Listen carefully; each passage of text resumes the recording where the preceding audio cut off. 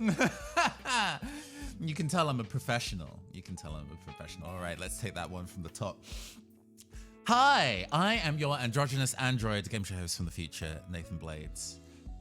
Tabletop RPG designer, streamer, voice actor, and general internet ne'er-do-well, who both took a very large bite of pear tart before going live, and started with their mic muted, but we're here. Hello, I hope you're all doing well.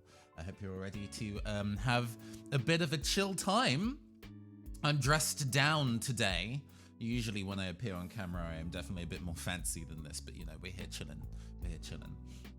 Because we're going to go and do some miniature painting today.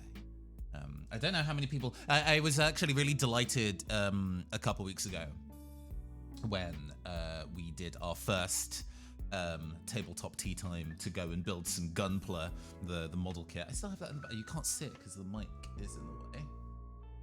But our lad Rakusho, who we built last time, is complete. I didn't finish them on camera. I admit I did not finish them on camera, but they were so close to being finished. I was like, I'm not just gonna leave this in pieces to then do like a 15-20 minute stream just to kind of like snap the head bits back together. You know what I mean? But it was really cool putting that together and working while y'all were just kind of hanging out and vibing, and I was hoping we could do a similar thing this time. It is properly going to be tabletop tea time because I have a massive teapot full of Mont Blanc flavored tea from France. Yes, very fancy. And then we have a Gardevoir print mug that we'll be drinking from as well. So you know at some point. And then, as I say, I have a gigantic pear tart that instead of getting a fork, I literally just like took a gigantic bite out of, and I will do it again. I'll do it again. No mortal man can stop me. It's very delicious. Ah. Heck yeah.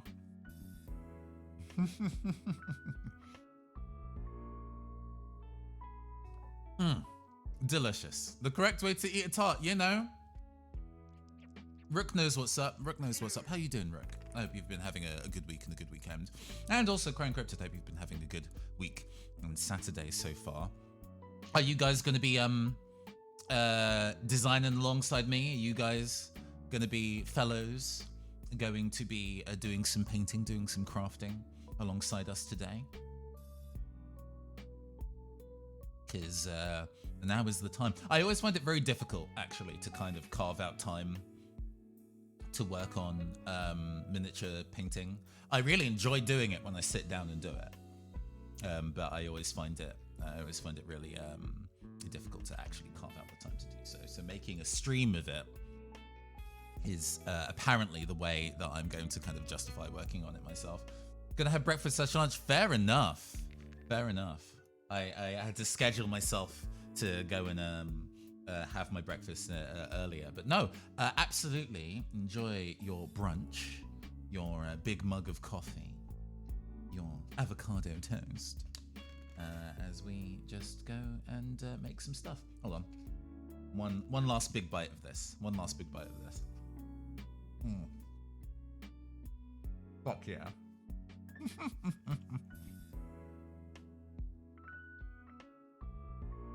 Costume cosplay stuff.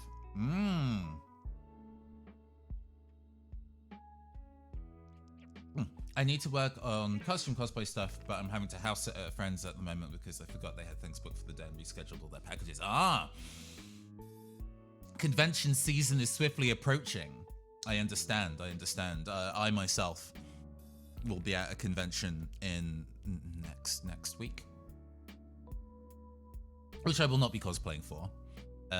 Previous ones I do tend to, with a friend of mine, do cosplay, but I've been working, I think, technically 3.5 jobs at the moment, in addition to my kind of like broadcasting day job.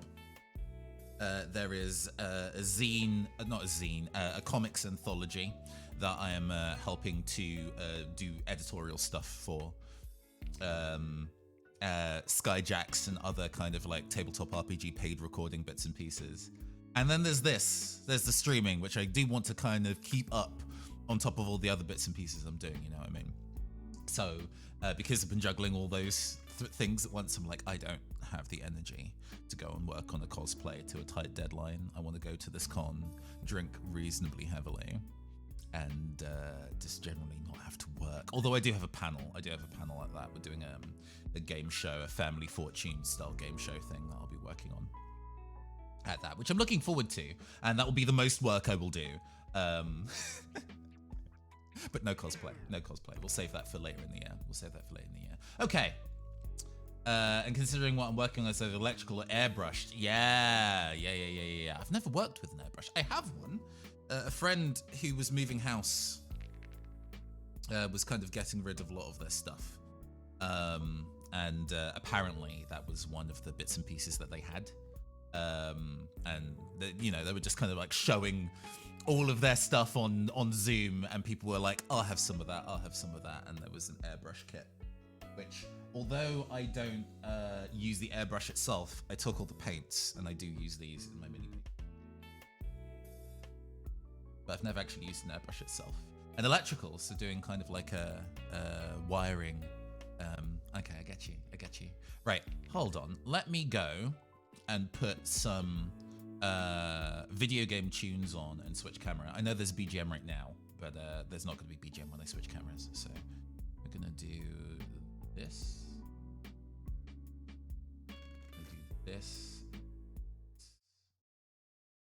Yes.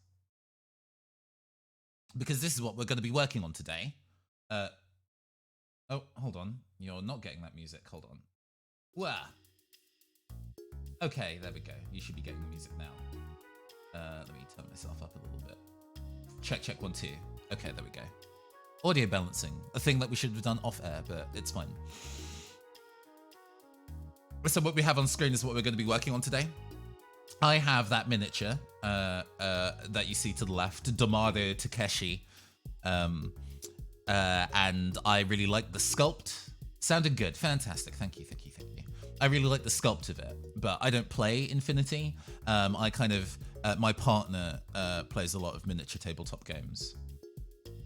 And tabletop stuff as well, like war games and things like that. They had a background in playing like Guild Ball and War Machine. And when we started going out and finding out kind of like hobbies that we can kind of do together, and he was like, oh, I paint minis. And I'm like, oh, that's really cool. I used to do that years ago and never got into it again since. So I bought a bunch of minis. But because I don't do D&D directly, or I'm not interested in like high fantasy, right? So I'm like, what kind of minis can I paint then? And I'm like, oh, let's go and have a look around. And I went to like a local hobby store in London and saw that they had Infinity. Hadn't heard of it at all, but looked at the minis and was like, oh, right, it's like cyberpunk samurai and stuff like that. Very, very Ghost in the Shell kind of stuff. Cool. Got a bunch of them. Built some of them, but not all. And never really had the chance to paint some of these because they're really detailed. I've been painting some minis, but these are a bit more detailed than what I would normally, or what I felt comfortable doing. But we've leveled up our game a little bit, and we have some new tools. We have some new tools that we can be working with today. You'll see in a little bit. So this particular miniature has sat in my to-do list for a while, and since then, Kamigawa Neon Dynasty released, and one of the key arts that they put out in the world was this thing. What we now know, the card being called Tawashi Song Shaper. And I'm like, that is a Netrunner looking ass card. I love it. I love them. Like, look at this non-binary, blue-haired anime DJ. Love them. Swiftly became my favorite card in the set. The card itself is not very powerful. The card itself is not very strong at all. At least not on its own.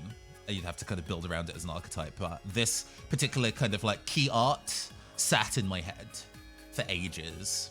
And I'm like, oh, Well, one of the best ways of getting the inspiration to paint a miniature is to go find a color scheme elsewhere that you find really interesting and incorporate that into painting the mini. Because we're not gonna be doing an official Yujing Infinity Army, and I don't care about canon, so I don't need to paint Damaru in his like canonical colors, right?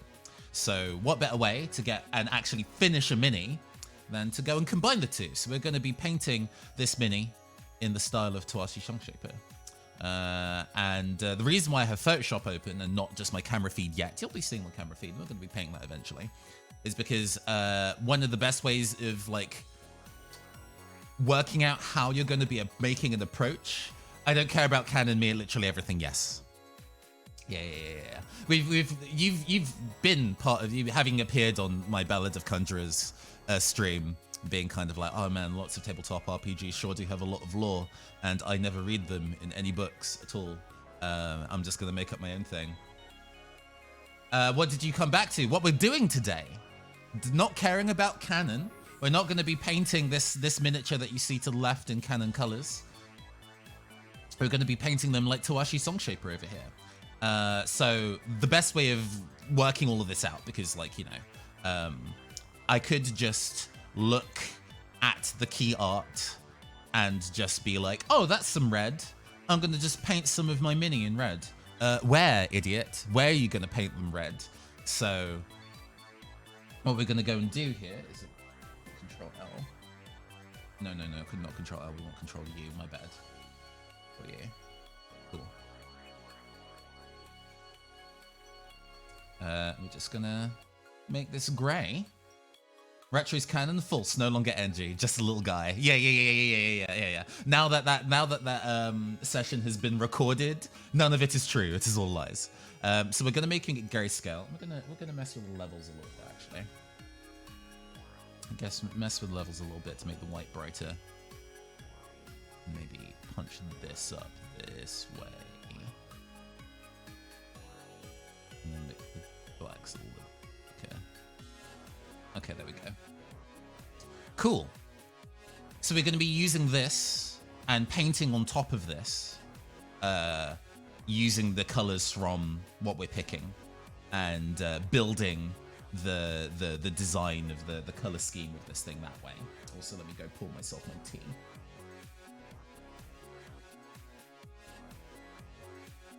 Pour myself my tea. Don't know if you can hear the tea falling, the tea flowing. Cheers. Oh, yeah. And let's also go take another gigantic bite of tart. This is just a mukbang stream now.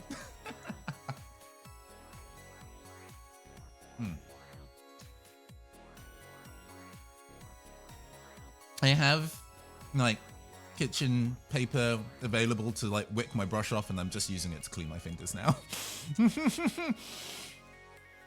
But yeah. What we're gonna go and do is that we're gonna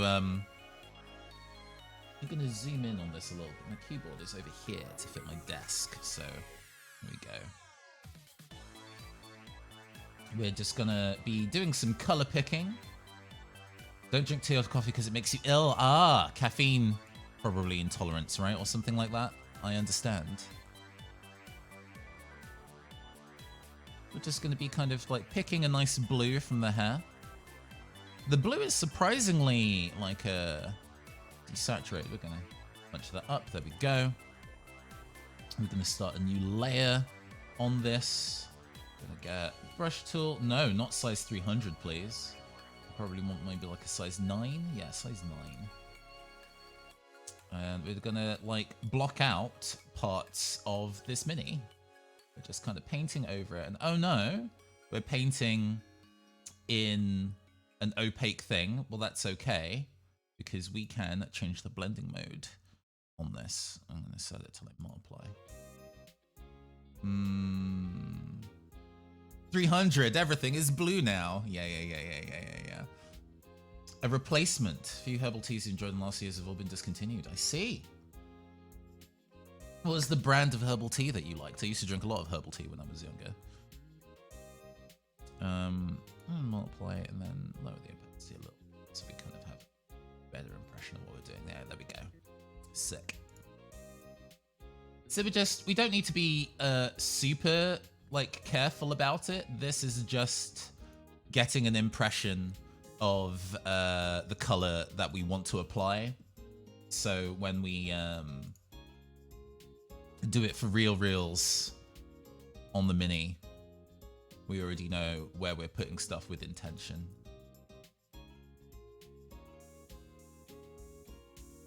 And we kind of want it to be, I've just kind of covered all of that blue again in the lighter color, but that's okay.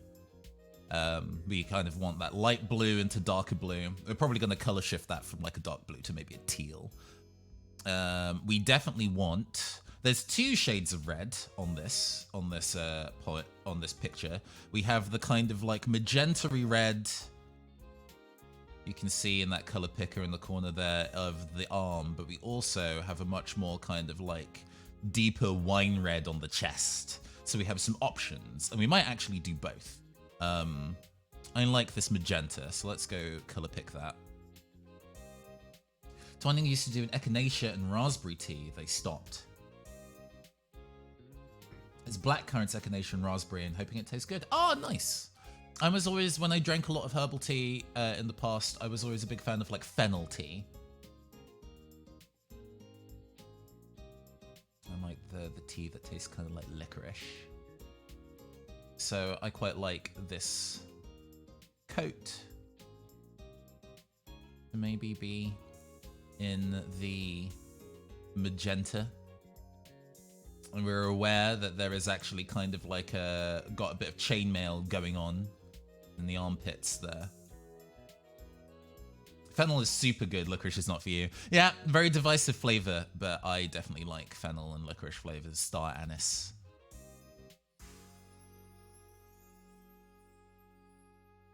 So we definitely want that to be that kind of like wine red.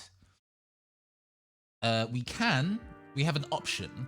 We can, because we want to not necessarily go for a billion different colors, we kind of want to keep the palette relatively limited.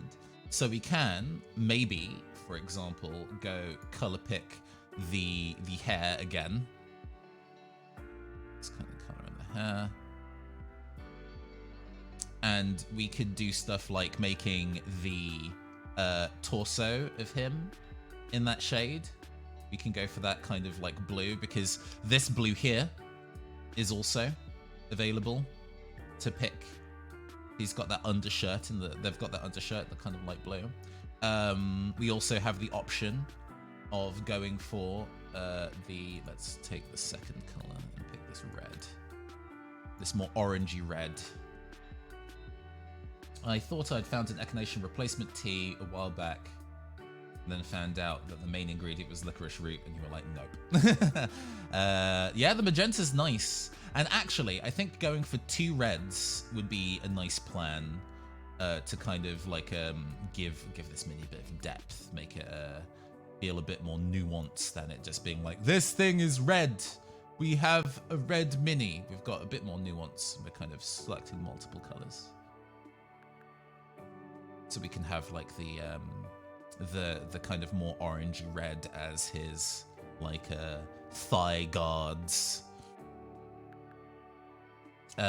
We also have the option of deciding whether this red is anywhere else on the mini. We definitely want I definitely want the legs and at least the shoulder plates to be in this purpley silver. I really like the purple undertone on the metal, which is obviously in this picture a reflection of the environment. But I think working in a kind of purple toned silver will be really nice for this mini. So let's go and pick some of that purple tone. There we go. Something in that ballpark. And we're definitely doing the legs in that.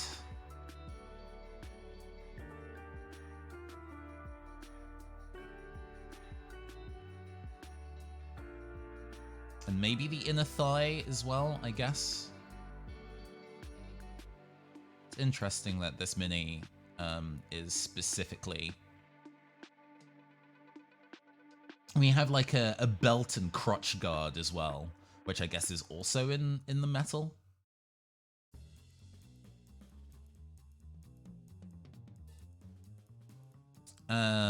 We probably want to do the shoulder plates in the metal because they are going to be one of the first things we see, because we're going to be looking at this miniature from above a lot of the time. There is a really good YouTube channel called 52 Miniatures, done by I think a Swedish guy called Alex. Really gentle guy, really like his work. And he recently did a video about painting for the tabletop and how that's a very different experience for painting for Instagram, where because you're going to be looking at a mini from a distance, from a vertical angle, and not with a macro lens up close like Instagram, the amount of detail that's required and where that detail is going to be a little different. And learning to not get caught up in trying to be overly detailed in like inner pieces and things like that if they're just never going to be seen, which I think is important, because it's really easy to overly dwell on a piece and get really in the weeds and kind of making it look super perfect. I think we're gonna do the arm guards also in the purple silver.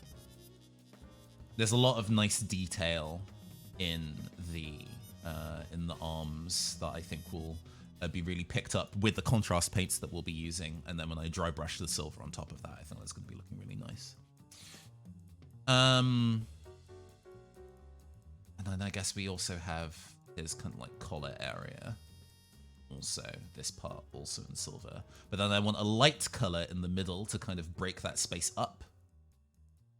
So I think, yeah, we probably will be doing the inner torso in the light blue. And obviously this is rough. When we do this for real reels, we might be like, oh, actually, this isn't the plan, this isn't the vibe, and we'll do something different. But for now, I do quite like how this goes. The color of the face is actually very interesting because it's slightly pink. It's like a lavender kind of tone in the skin. We might start with a kind of like pale flesh tone and then build up to maybe using a lavender highlight in places. So we're going to be quite traditional in the flesh tone just to make it easier on me. But instead of building up to white, we'll be building up to like a pinky lavender maybe. There is also the flames in this piece that are obviously doing a lot of coloring of the space, and I think it'd be really cool if our mini had a glowing sword. Working on stuff like non-metallic metals is something that I haven't really done before, or much really. So that might be an interesting thing to do. We have a big glowing sword. Depending on how this goes, I might even do some OSL, some object source lighting, fancy words, to give a bit of orangey red glow on the inside of the arm and the top of the coat and things like that, where the light is kind of reflecting. Hi, Fies. Hello, hello, hello. Thank you for checking out the stream for Real Reels. This is maybe a slight bit of a diversion for what we normally do, because, you know, we usually play a lot of digital card games on the channel and stuff like that, but I really want to do more streams where we're doing some crafting and some miniature painting. So we are working on this mini today. You'll see it for real in a little bit. We're just kind of working out what kind of colors we want to include first. And then we also have this gold. Interesting that I'm getting mostly browns out of it. We've got a gold here. This kind of a... Anyways, Magic the Gathering is really serious in diversifying the theme. Yes! Yes. A lot of people have felt some type of way. I think we're going to definitely have gold around the hilt of the swords, like the cross guards and the swords. And I think the trim on these pads here also going to be in gold. Interestingly, some of the accoutrements on this person's armor are also in gold, and maybe we might want to find parts of this that are in gold detailing. Maybe this kind of insignia on the back of his hand is in gold. But yeah. I think like the Magic the Gathering across the board has interesting things in terms of talking about diversity. And one that it does reasonably well is racial diversity among characters, which I do appreciate. Regardless of the kind of like part of world setting or mythology that they run, they do tend to have a reasonable number of black people in each set, which I always really appreciate. There are some in Neon Kamigawa. There are not as many as in other locations, but there are a decent number, and some of them are really cool and good cards. All of them samurai, I think, interestingly enough. I guess it's kind of reference to like Yasuke, the first Japanese black samurai. But also in terms of that, there's also kind of like, you know, diversifying the theme in terms of genre.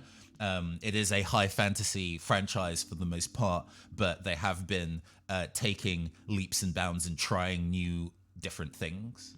And that's been really good. It's been really nice watching them try doing other things with their established IP and tell other stories beyond generic heroic fantasy. Because I like Magic the Gathering as a game. I find generic heroic fantasy to be very boring. So the fact that they're interested in telling other kinds of stories is good to me. I appreciate that.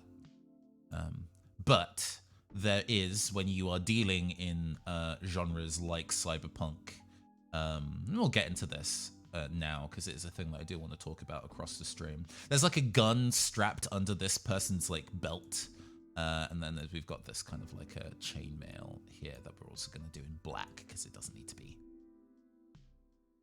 hyper detailed. Yeah, that's a reasonable shape. Hold on. Oh yeah, he has a little tome. He has a little tome thing here, which I didn't really pick out when I was painting the thing, but I guess we can turn that into something as well. I don't know what that is. I guess it's like a little tablet computer. I don't want to just paint that in silver. We do have on this mini the metallic, these kind of like small, teeny tiny bits of metallic green. Maybe that's the thing that we put there. But yes, cyberpunk as a genre in its early days was heavily tied with Orientalism. The kind of like early 80s works were about being terrified of a future that was currently not understood in the 80s, and that was partially reflected in Americans thinking that Imperial Japan, or just the East in general, would be kind of taking over heavy advertising, which is why those neon signs and everything exist. Those were supposed to be scary and intimidating, the idea that advertising could be so in our faces. And the state of play in the world has changed. That kind of like large neon lights and advertising is an aesthetic we enjoy. It is not something we're intimidated by.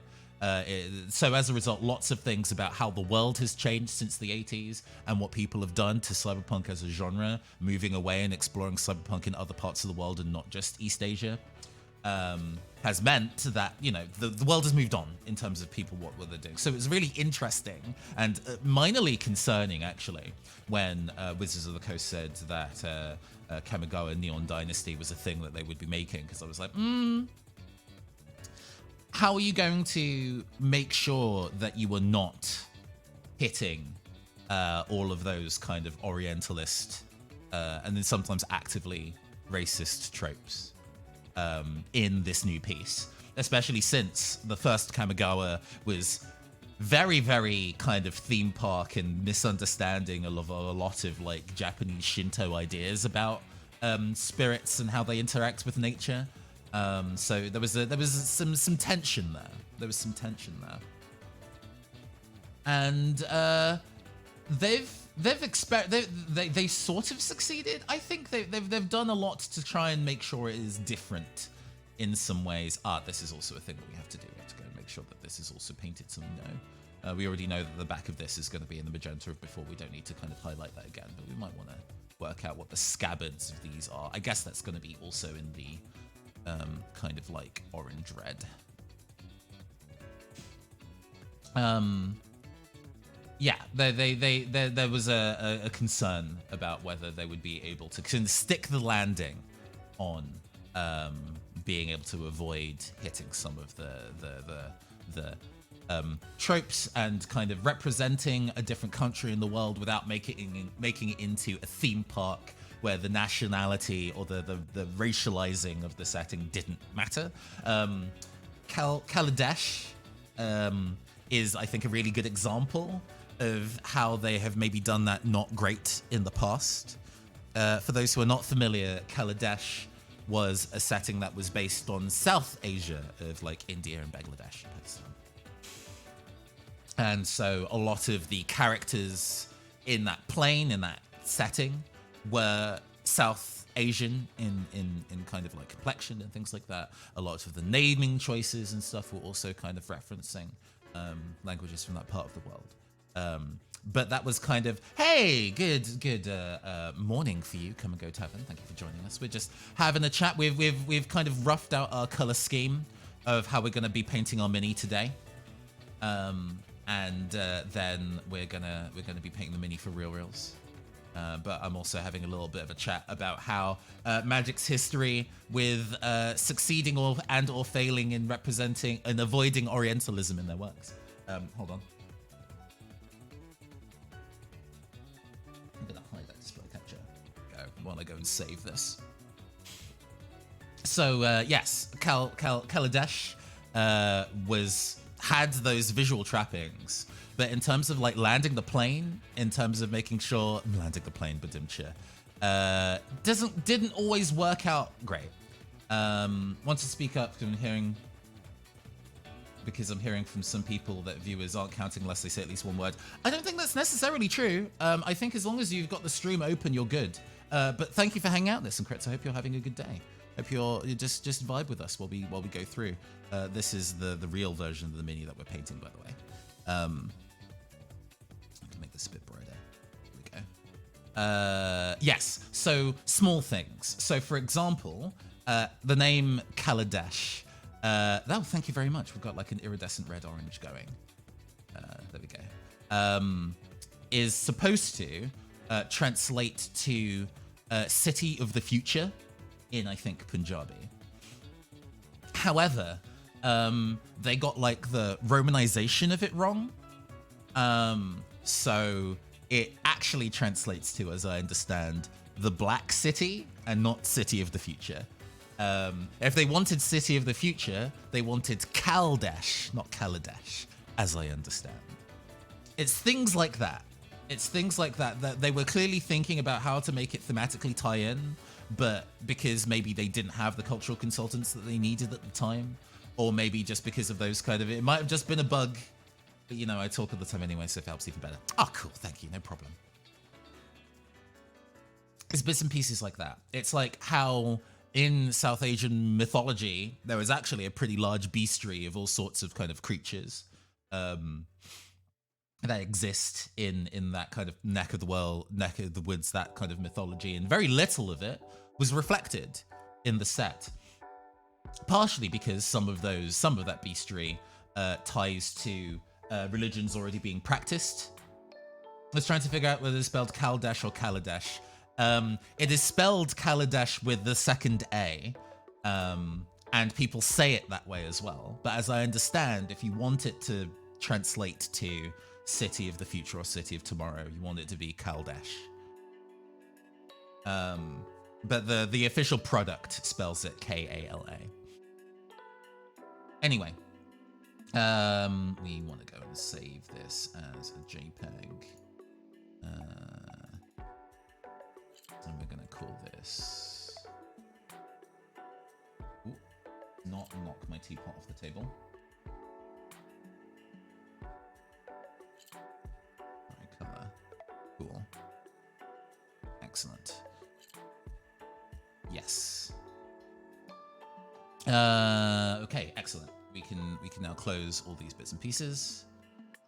Sorry, doing admin, making sure I'm getting all my tech working the way it's supposed to. Okay, cool. So yeah, there's a really large amount of mythology in the setting that they could have used and then didn't, mostly because they wanted to avoid stepping on toes of actively practiced religions, which makes sense. But then you remember that the kami in Japan, the kami in Japan are actually still part of practiced Shintoism. So, you know, how well they kind of succeed or land on that kind of thing. And they also decided to make the kind of like races on Kaldesh, like elves and dwarves, like generic Western fantasy archetype stuff, which felt really out of place. It felt that they were kind of getting some pats on the back for kind of exploring fantasy that wasn't specifically European fantasy, and then just layering the European fantasy on top because they were kind of reluctant to try and do anything too authentic. And that's, you know, that's not a win. I wouldn't call that a win personally.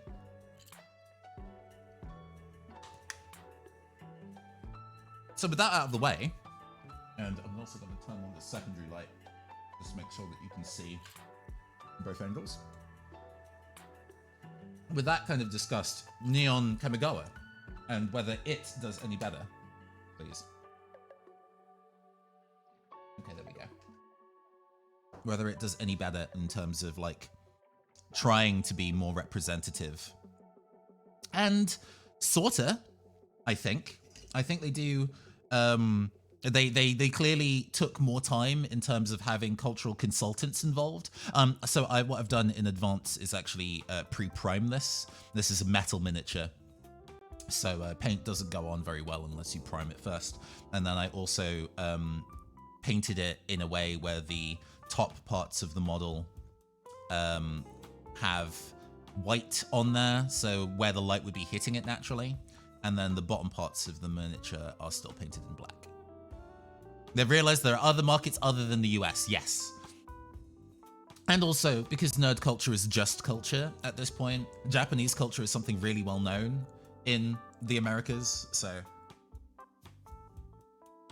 I think they also recognize that their audience would also have a bit of a bullshit detector on how accurate or authentic they were trying to be. I think when the first Kamigawa came out, there was less in the realm of like, you know, what Japanese culture being part of regular culture, and so they experimented a lot more, and experimenting is good, but you can experiment with a cultural consultant in tow. Okay, so what we're going to be doing, we should have prepared this in advance, so I apologize. We're going to be using something new. I bought the Army Painter Speed Paints this week. I've wanted them for a while, mostly to go and paint my Necromunda gang, because that's lots of minis and they all need to be painted in a similar fashion. And I was like, I don't want to take too long working on them and get really in the weeds when I have to paint like 7 or 8 of them. So I wanted to buy these so I could kind of get base coloring down, because what these are designed to do is that they are darker in the recesses on the miniature and lighter and thinner on the kind of broader parts of the miniature, so it does some shading for you. I've accelerated that by kind of having exaggerated shading on my mini, so hopefully the contrast should be even higher when we kind of paint over this. What we're gonna go and do is go and search for speed paint.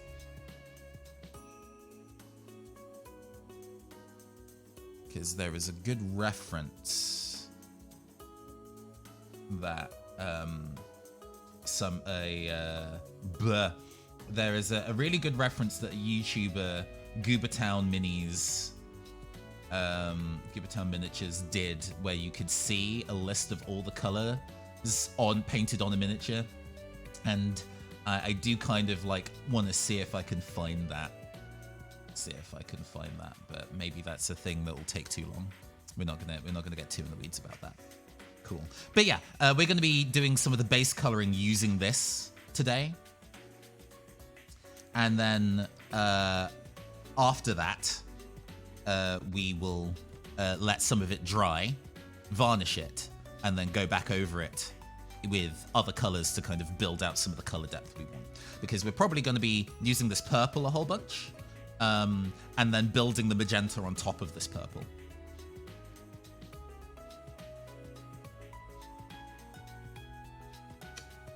Put this out of the way. What else do we need actually out of this set? We also want the Gravelord Grey. We probably want the Orc skin for that little computer thing under his... Do we need any yellow? The yellow might be a reasonable base for the gold that we're going to paint. Some of the gold is actually quite fine detail, so we might actually just use regular gold paint rather than speed paints. So we've got this orange that we're probably going to be using and then building up into red, because I have a feeling this is probably going to paint in red, especially on the kind of darker colors. We've got this yellow that we might use for painting some of the gold. We've got this green that we're going to maybe use to go and paint the tiny little tablet underneath his coat. We've got this gray that we're going to be using in the recesses, in the kind of like the armor. The chainmail kind of like under armor. We've got this red that we're going to definitely be using to paint the coat. We'll probably do this first and paint the coat first. And then we've got the purple, which we're going to be using to paint the metal. We can also combine these as well, right? So I might even combine these two to make a red purple to kind of do instead of the magenta, because it's going to be sitting maybe somewhere between these two, right?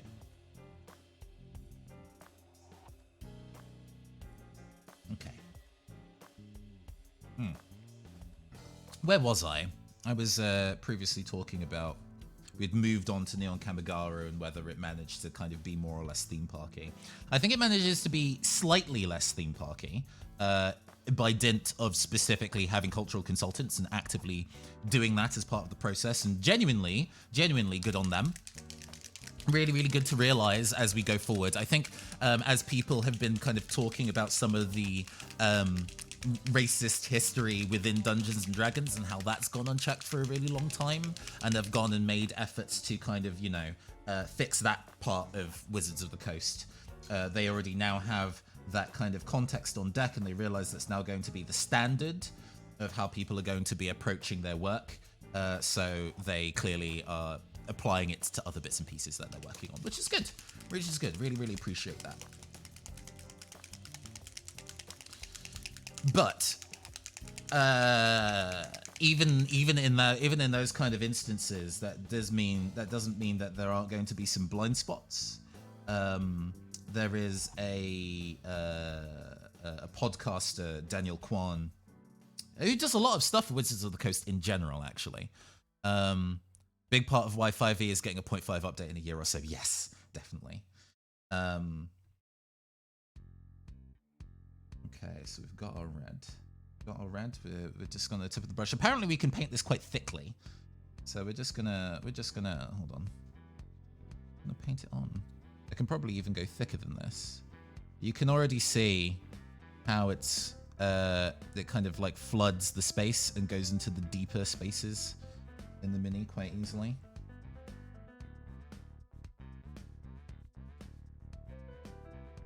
But because I think they realize how some of their previous kind of design practices aren't really going to be flying in the modern instance and the new usership of Wizards of the Coast products, they are taking more time and more care in that kind of thing, which is good. I really appreciate that. We've dipped into the purple a little bit as well here.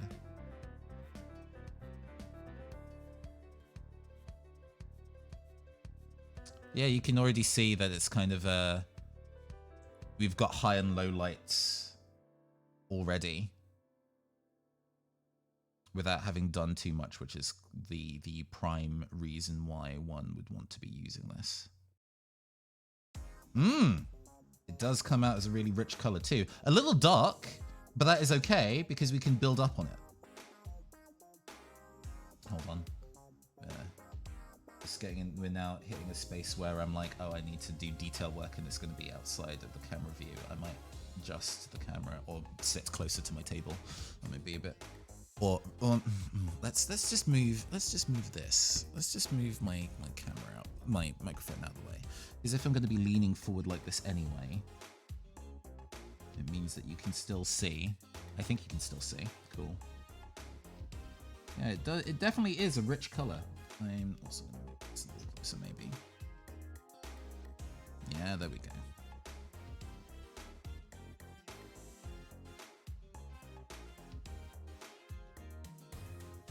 But yes, Daniel Kwan, who does a lot of stuff for Magic the Gathering, I think is an independent, does a podcast called Asians Represent, where they've been talking about Asian representation, and that's from across the different parts of Asia. So they've had discussions of South Asia and stuff in the past, as well as specifically East Asia.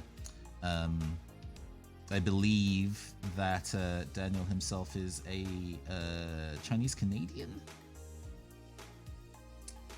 Nice. And they recently had a discussion about Kamigawa Neon Dynasty, and obviously with with people who are involved, who have part of the culture that I'm not privy to. They have angles and discussion points that I wouldn't have previously considered. And, aside from relatively obvious stuff like, calling it Neon Dynasty, and whether Dynasty is really the term that you want to be using to kind of describe what this kind of story is supposed to be telling. Other bits and pieces, like, there's a card called Dockside Chef, excuse me, where it's a character who is like selling a bowl of ramen that the spirits are eating, and it has like an eyeball in it and stuff. And he took pretty big issue with it because it reminded him of when he was in school and was bringing in traditional Chinese food into the lunchroom and stuff, and people would call that disgusting because they were unfamiliar with East Asian food. And it reminded him really strongly of that, and kind of made it look like, because it was one of the few instances of cooking in the set, it made it look like they were saying that East Asian food is repulsive or arcane in that kind of way, which is something I did not consider at all. Obviously, my perspective means a lot less. But because we're kind of talking about how certain parts of East Asian culture are just culture. Oh gosh, sorry. Trying to do painting at a semi-distance where you can see it is actually a little tricky. But we move. A lot of stuff like sushi and ramen and similar is now really well known.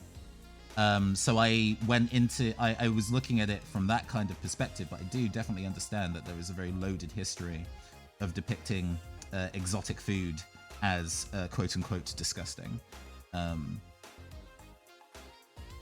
So it's bits and pieces like that.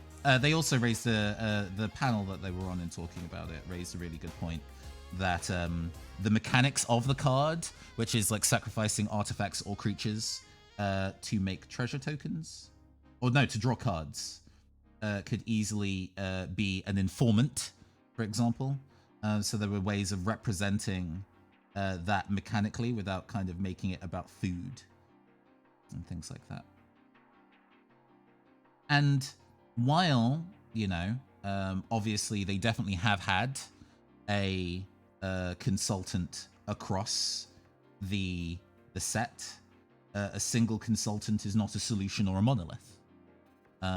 So it stands to reason that there would be instances that kind of slip through the gaps. Just like this gap that I'm trying to very carefully fill in with the red. The red stands out a lot. It's pretty bold. Maybe slightly patchy in places, but that's maybe because of the undercoat is of different colors. And I can, as I say, once I'm done with this, I'll be going over it with a glaze in a brighter magenta and using that to build this out. Nice. I think that is all let's have there. Oh, let's summon our drawing. Put this down this way so you can see. Let's summon our drawing.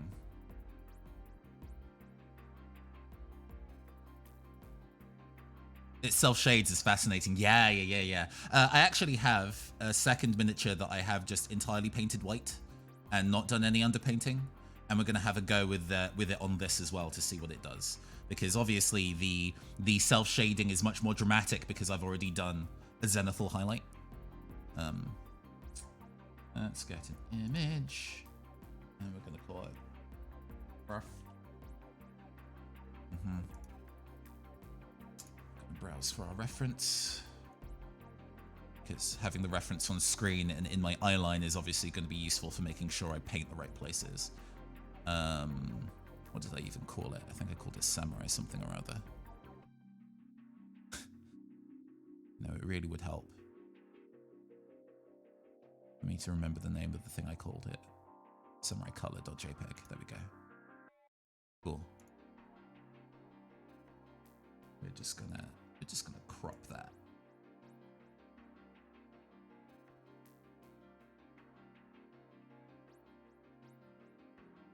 There we go. Just drag it over. I cannot wait for my friends to drag me into Warhammer, like I'm not requesting to do so. Yeah, Warhammer is definitely, I think, seen a bit of a resurgence in a similar fashion to how D&D saw a resurgence in the last couple years in terms of general pop culture. I think Warhammer, the Games Workshop as a company, have been making heavy moves to kind of make themselves more accessible to new players. Mostly by introducing new formats that don't require full expensive armies, which are just, you know, like gateway drugs to making bigger armies, right? I'm not so interested in like Warhammer Fantasy, or I guess that's called Age of Sigmar. I'm not so interested in directly Age of Sigmar or directly 40k. Necromunda obviously holds my interest with it being a cyberpunk thing. I've got a dollop of that.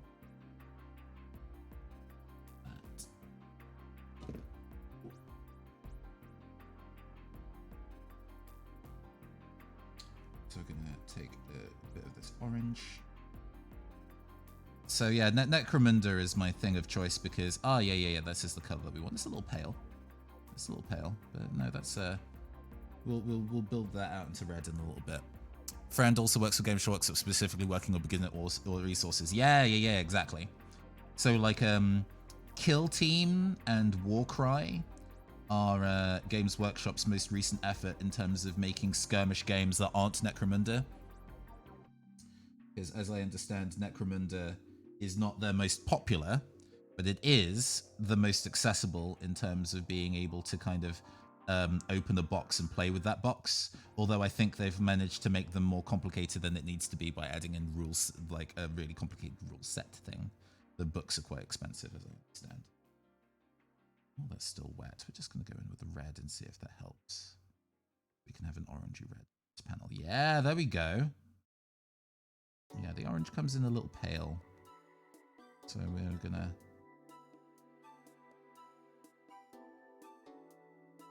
blood red.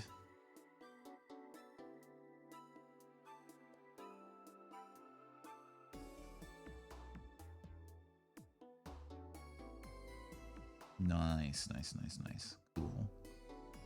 Honestly gotten more use of my 40k and Age of Sigmar armies to fill in more battles and things like D&D. Yes, that is the other thing. True on how complex Necromunda can be, but there's always the simplified beginner rules.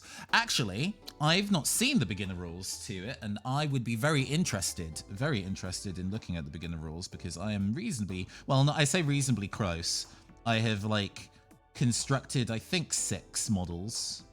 I need to get to, I think, 9 to make a full functional Necromunda team. Somewhere between 7 and 9. It's like 1 page. Oh, sick.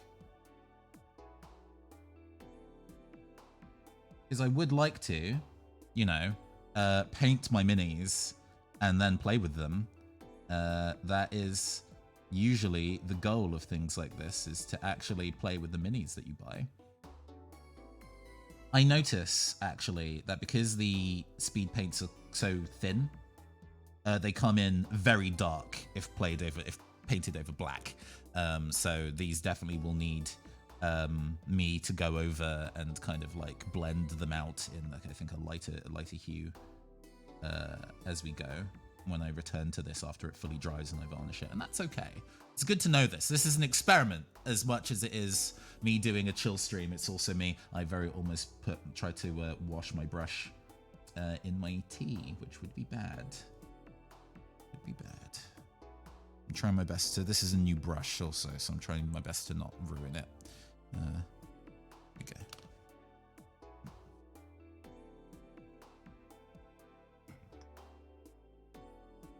Okay, so we've got our reds and our oranges. Let's go for the purples. On this, it's hard to see, but the arms and the legs are actually dry brushed in silver. You can tell that the leg is a bit shinier than the rest of the model. And apparently, speed paints work really nice with metallics if you undercoat it in a silver. So we're gonna look into that as well. We're gonna be using the purple for that.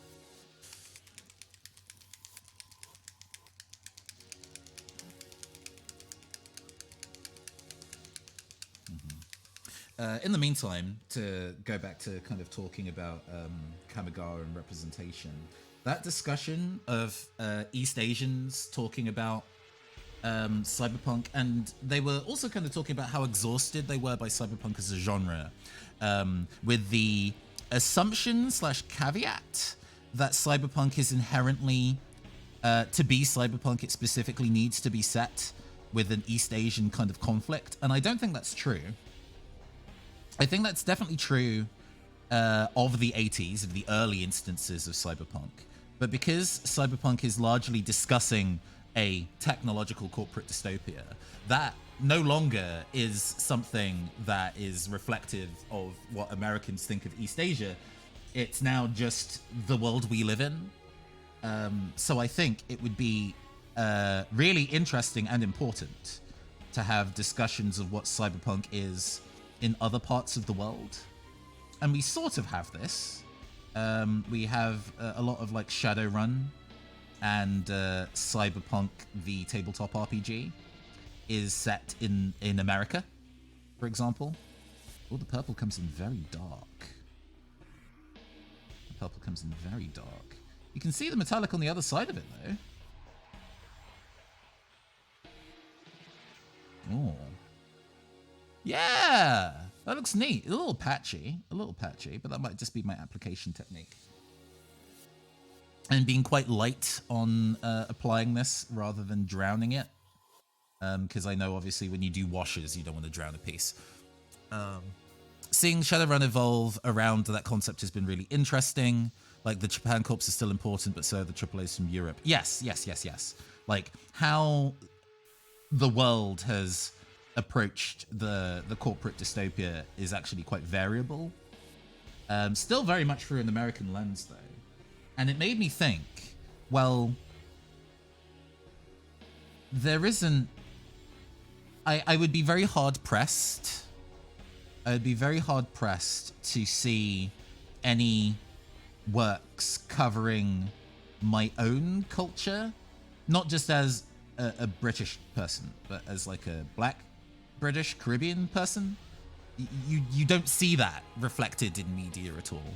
It feels almost like a luxury to see yourself represented slightly poorly in one or two cards in a Magic the Gathering set, which is still bad. There shouldn't be any problematic cards in a set where they have that amount of money to be able to kind of hire cultural consultants and get it right.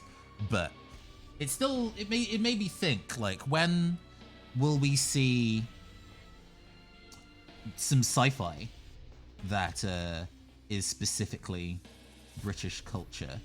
There is one from, I think, Monty Cook Games called Vurt, V-U-R-T. Oh, like, Shadowrun talks about Germany because it has Dunzel Khan, the dragon CEO. I know that much. But beyond that, I don't think they really talk about. There might be a splat book of it being in Germany, but they're not really talking about. UK and Germany have very different cultures. I saw that one Tumblr post comparing the internet to an eldritch nightmare realm this morning, and I mean, yeah. There is also that kind of discussion of cyberpunk is just how the modern internet is, how the modern internet exists. Definitely has changed the scope. I think now that we're in an environment where cryptocurrency is just a thing that exists and is discussed publicly, the state of what cyberpunk is in that fashion has already actually changed quite a bit. You're just seeing the top of my head on the webcam, aren't you? I'm sorry. Apologies. Go through this. It's picking up nicely though. It's still definitely getting some metallic through the glaze of the speed paint, which is what we want. I feel I should maybe be going thicker than that though. They have a lot of German writers, so they actually have some content they haven't gotten yet. Yeah. A friend of mine actually does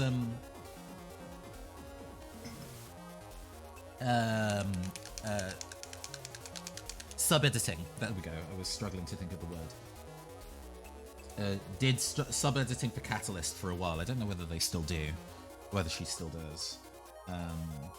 But they were kind of talking about how like the French and German versions of some of the products were really, really well like looked after, and had a lot of like errata fixes and things like that already made. To which I could only look at and be like, oh man, wish that was me, because this is fine. It's not part of the chainmail. You can still see this, right? Okay, cool. I was a big fan of Shadowrun Anarchy,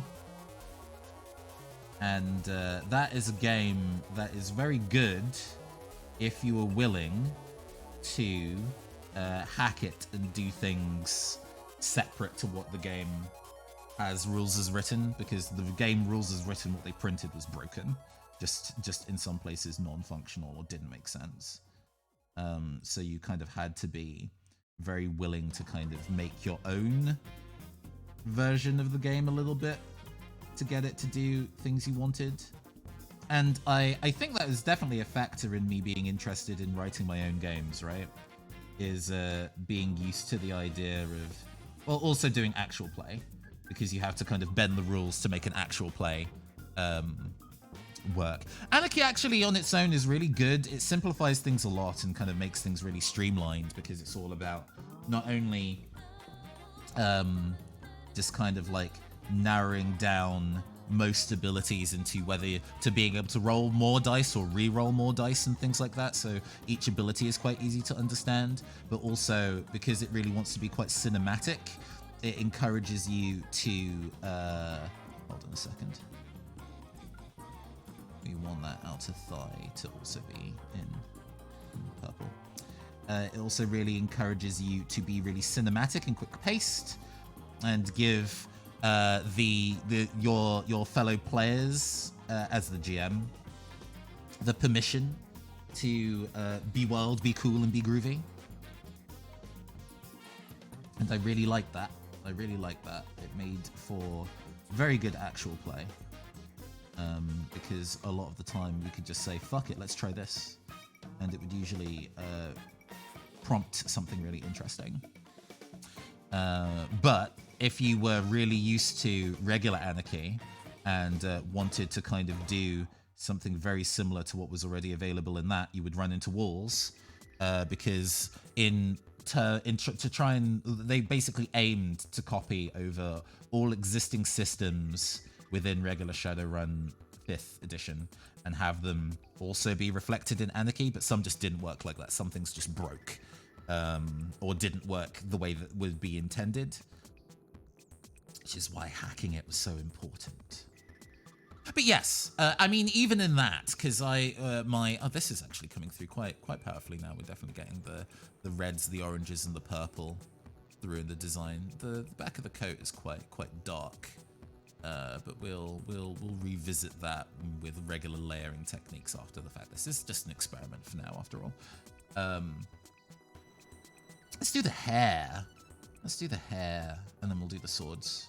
Actually, I wanted to make the hilts of the swords the orangey red, so let's do that. Or the handles of the swords, rather.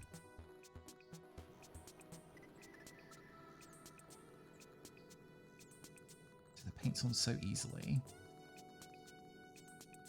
I could afford to be way less fiddly with this and actually still get really pretty decent results in terms of being able to just finish a miniature, which is quite cool. I do appreciate that. Love a project not to take 5,000 years. Still mildly salty that 6E simplified things that it didn't need and added complexity where they should have simplified. I just didn't touch 6Ed. So many people really down on it as a system. I'm kind of like, well, you're telling me this is already telling me what I need to know, and that it's already not anarchy. Anarchy worked for me really well, and 5th Ed I didn't like playing. Overly complicated in a way that wasn't right for me. Might be right for other people, but not right for me. We're also going to be doing a flaming handle, aren't we? So we can paint this orange. We can revisit it in yellow. Near the tip, maybe. I need to decide how I want to do that. I have a feeling the edge closest to us is going to be the brightest color, and then in the back it's going to be a dimmer one. They also pulled the fun BBS post between rules that filled in the worlds and sometimes helped explain rules in character. That made that hard to read, I must say. When I was trying to like learn how to play Shadowrun 5th Ed, I actually had my first streamed actual play gig, not paid, but you know what I mean, was a 5th Ed thing, and just building a character for that was a bit of a I had to use an automated tool inherently just to make the process of building a character not take forever, but sometimes those additional kind of like asides, while definitely flavorful, made some of the information harder to process, or not necessarily harder to process, more just kind of like, oh, when are we getting to the information that I need? I am mostly flicking through. I just managed to get so much orange on my fingers and I have no idea why.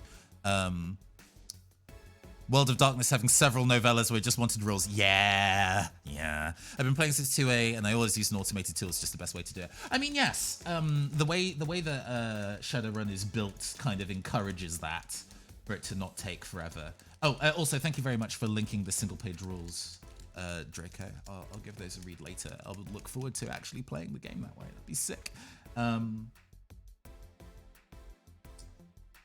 You know, I guess, you know, it's been largely designed to be building out that kind of way with those kind of in-depth rules, and I understand and respect it, but because I got into it as a system that was very easy to teach other people and also run without too much bookkeeping for a podcast, doing regular Shadowrun kind of was like, oh no, I understand why this is cool. Rolling big buckets of dice is cool. I do definitely enjoy that about it the most, more than anything else. Yeah, that's straying into territory where it's like, this would just be easier with regular paint rather than using speed paint, because I don't think this is very good at doing detail. That kind of like I also want the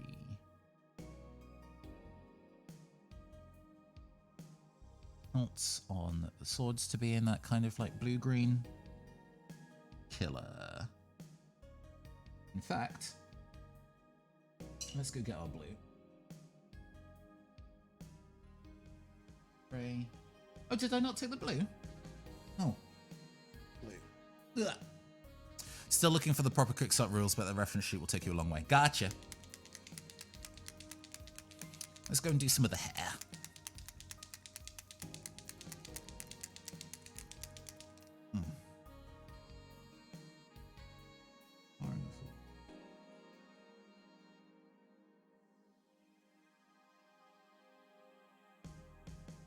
want to see what the blue is like on its own, and we're going to mix it with a little bit of the green and see if it does what I need it to. So I'm going to clean my brush first,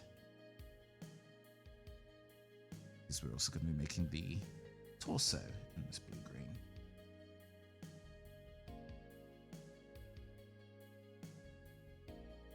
Hold up. Ah, cool. Thank you. I see people posting spoilers in the Discord and was like, but I did want to check it out. So we're just gonna paint the hair. Oh yeah, that's a bold blue. That's some Sonic the Hedgehog looking ass blue. Nice. You can probably afford to go a little thicker with that too, because it'll just settle into the recesses pretty nicely.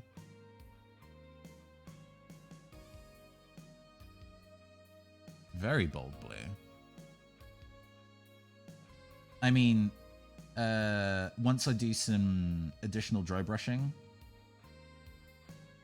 I think it will, like, not buff out, but it'll lighten, I think, as I go and do some layering. But having the recesses be this really, like, deep blue. Oh, I am using a legit palette at the moment, this hard palette. I did actually recently buy a wet palette. I haven't used it yet. I know I used to do like what I described as like the ghetto wet palette, which is essentially just kind of getting a Tupperware container, putting a little bit of water in it and this kitchen towel, and then using that. But unfortunately, really liquidy paints, so stuff like washes and stuff like the paints that you put in an airbrush, didn't do very well with it because the paper would just absorb it really, really quickly. So because I've not used these yet, I was like, do I want to bust out the wet palette with something that might just these up? So I'm just kind of like doing it directly into a hard palette at the moment, so I can do a little bit of flow control. But when we start doing, we might do some layering this stream. Hold on. When we start doing some layering, we're probably going to bust out the wet palette and see how that do. That's a really, really bold blue. Nice. Cool. We're not going to touch the skin. The skin will definitely do with regular layering paint.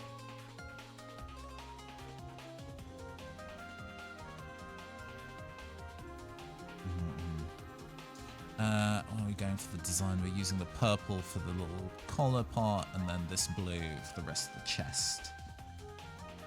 Okay, I don't know whether that's still... I think just in the middle of the chest might be where we're going to be doing blue. It's kind of...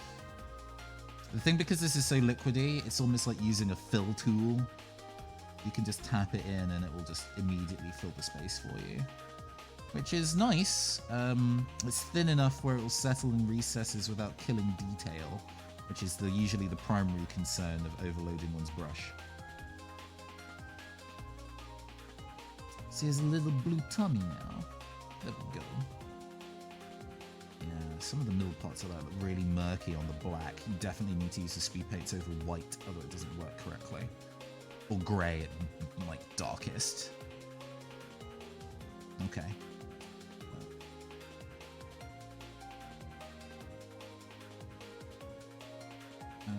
Which one of these was my purple? These go into the palette quite dark, annoyingly. So I'm like, which one of these is my purple? I think it's this one. It is, it is.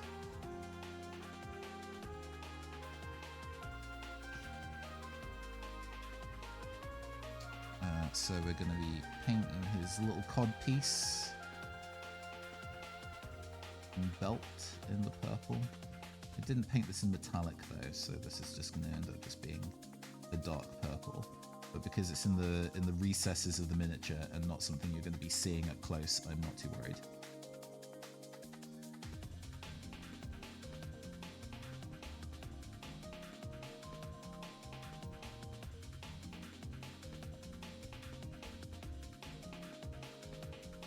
guess the other mild concern about using these speed paints is because they're translucent, if you're going to do the entire thing in speed paints, if you make an error, it's quite difficult to fix because it's translucent. If you paint over it, it's still going to show through on the other side. You need to use an opaque paint to fix it. So I wouldn't really use speed paints just by themselves personally.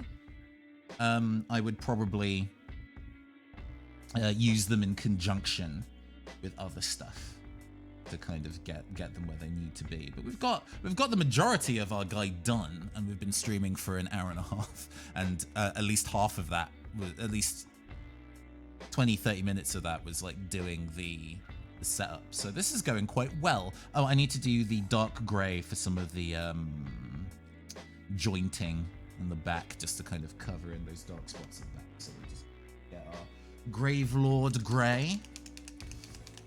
The orange on the blade dried down very nicely, actually. I quite like that. Let's hold it this way up.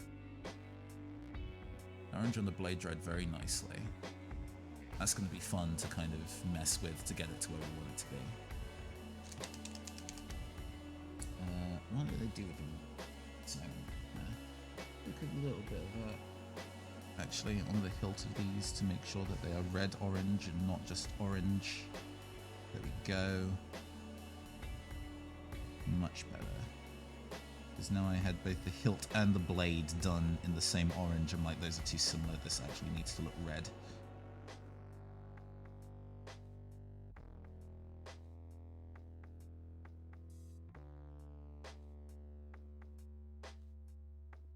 The process of varnishing this is going to be slightly interesting, because I know I do need to varnish it before I go and put any additional colors on.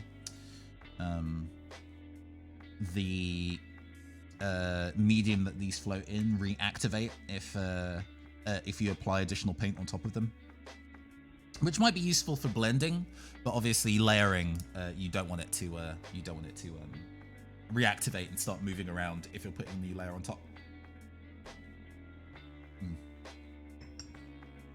But while this fella is drying, oh, there's a bit under the arm. A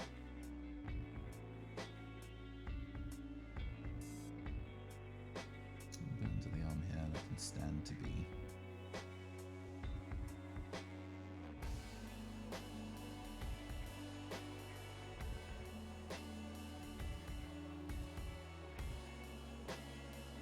Looking good. Actually, under the arm in general here.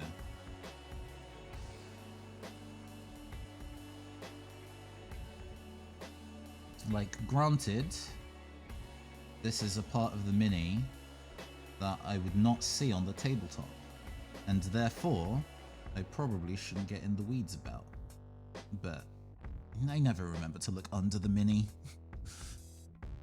Never remember to look under the mini. Oh, it's good that I'm purple, because there is a detail that I needed to get. Hold on, sorry. Watching that. Sure is fine. Yeah, the purple dried on the metallics really nicely. That might be a really nice way of getting those kind of like metallic colors down nice, is to just cover the whole diddly darn thing in a bright silver. And then going over it in one of these to kind of get a nice dual tone metal. That's cool. But yes, we want the grey that's been sitting in eyeline the entire time.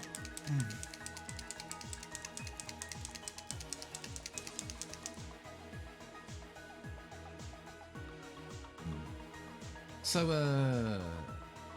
Come and Go Tavern. What kind of have you been? Because I know that you have multitude of hobby craft things going. But have you been painting anything as of late, or have you been focused on model kits?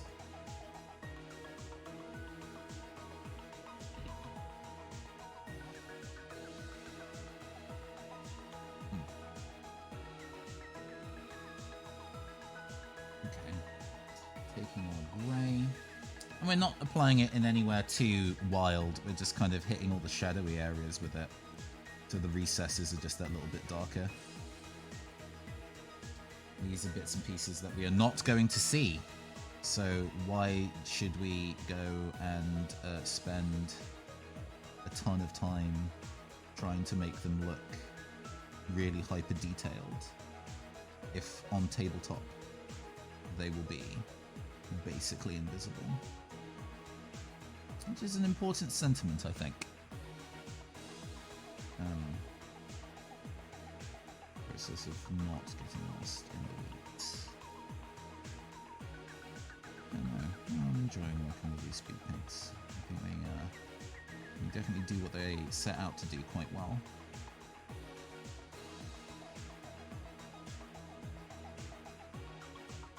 The grey, oh, it's sort of taking. The spread's quite thin.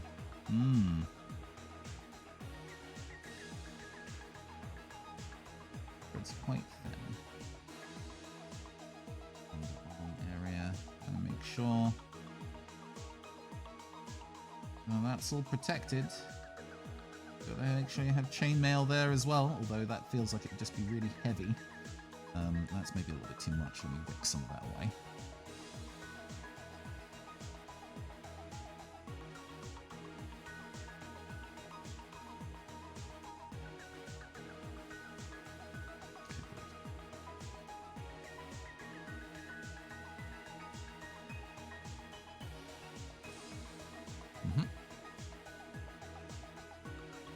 Alright, we've got the basis of, I think, something cool. This is going to take, I think it's going to take additional layering for me to get it exactly how I want it, but this has already been really effective as like a visual guide of how I'd want to build this out.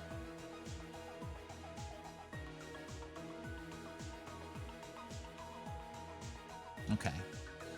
Yeah, my experiment of mixing the orange and the purple and the black on the back did not go very well. I think I just needed to make the back mostly white with very, very little shading, because it looks nice. It's very pigmented, but it's definitely on top of the black just goes a little bit murky, which if I was doing a more grim dark kind of color scheme, that would be really appropriate. But I think for this it's something that I would need to go and mess with a little bit. So what I'm going to go and do is leave that to, oh, that's one last thing I needed. And you might want to go and make this point on the shoulder gold later, so I'm going to mark that out by orange as the base, and then we will return to that later with an actual gold, but it gives me a nice marker.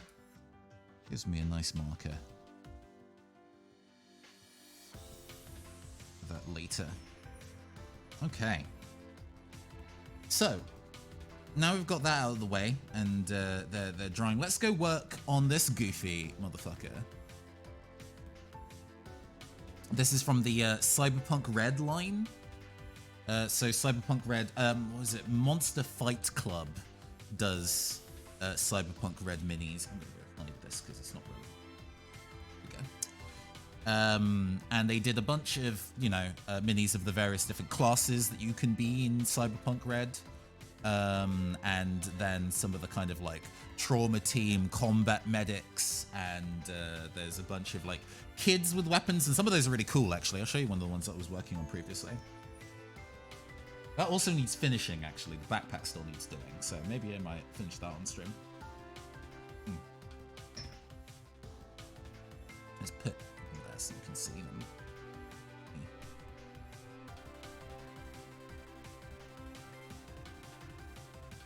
I just realized, because when they did the Kamigawa Neon Dynasty like card opening, I had my big fancy camera looking at the table, and then the old school one looking at me. And now I've realized, experimenting with it, that the old camera is actually better as the tabletop camera because I can adjust the focus. This doesn't work super well at close range, which is why the cards were all really blurry to read. But look. Really easy to read. Super easy to read. I'm annoyed that I got it the wrong way around. It's fine. I always love playing medics in those sort of games with a constant uphill battle. I mean, I really love the fact that in the cyberpunk games, you can be a musician or a journalist, which I think stays much truer to the nature of what cyberpunk is as a genre than being a cop. And we are looking in the wrong folder of minis. I have like a Warcry case that is just absolutely packed with minis, all unpainted. I'll be revisiting. Yeah. Actually, if you're interested, I might go through some of the minis that we've that I've built and will paint at some point in the future. I might go through that near the end of the stream. Let's not distract ourselves with it now. But I mean, I'm already distracting myself with showing you a mini that I've recently painted, but that's what this is, right? This is talking about the stuff that we've been working on. So this is another mini from the Cyberpunk Red line that I've painted. I'm really happy with how this came out. They look absolutely baller. There are a couple things I want to tweak. I need to finish doing the rattle can color.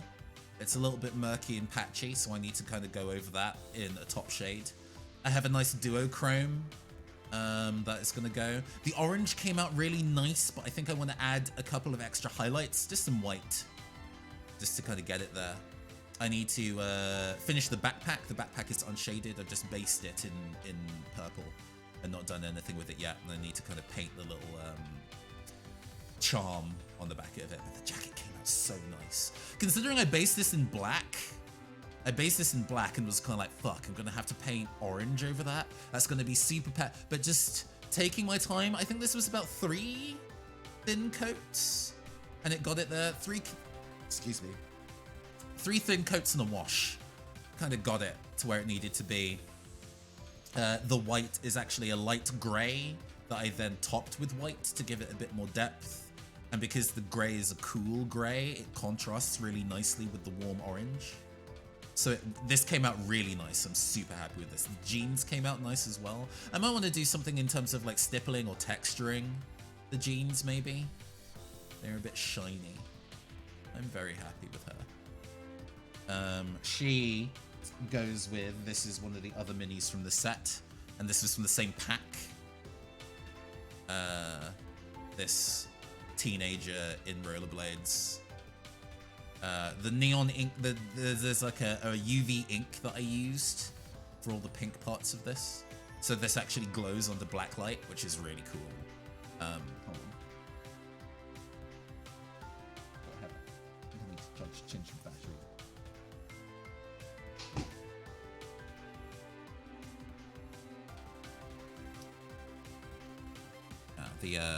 The blade glows and the body glows, so all the pink is actually UV paint. So there's like a detailing on the side of her tracksuit bottoms, also glows.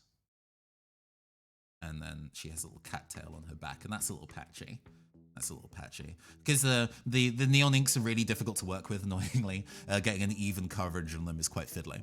But they do really interesting sculpts. I really like the Cyberpunk Red sculpts because they've got cool cyberpunk people, and they don't necessarily all have guns, because most of the stuff that I work on, I don't need them to have guns, even if I was using these for tabletop RPGs, which I would.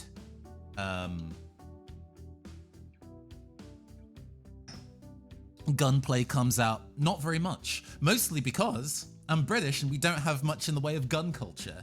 This is one of those things where it's all kind of like, cyberpunk experientially from different parts of the world is going to be very different. And I think that also includes talking about, what the UK's culture is and then how that layers onto cyberpunk as a thing. Anyway, painting this guy, this is actually based on Matthew Lillard, who plays a character in Hackers, serial killer, and as a result he's carrying a little box of cereal, which you can sort of see.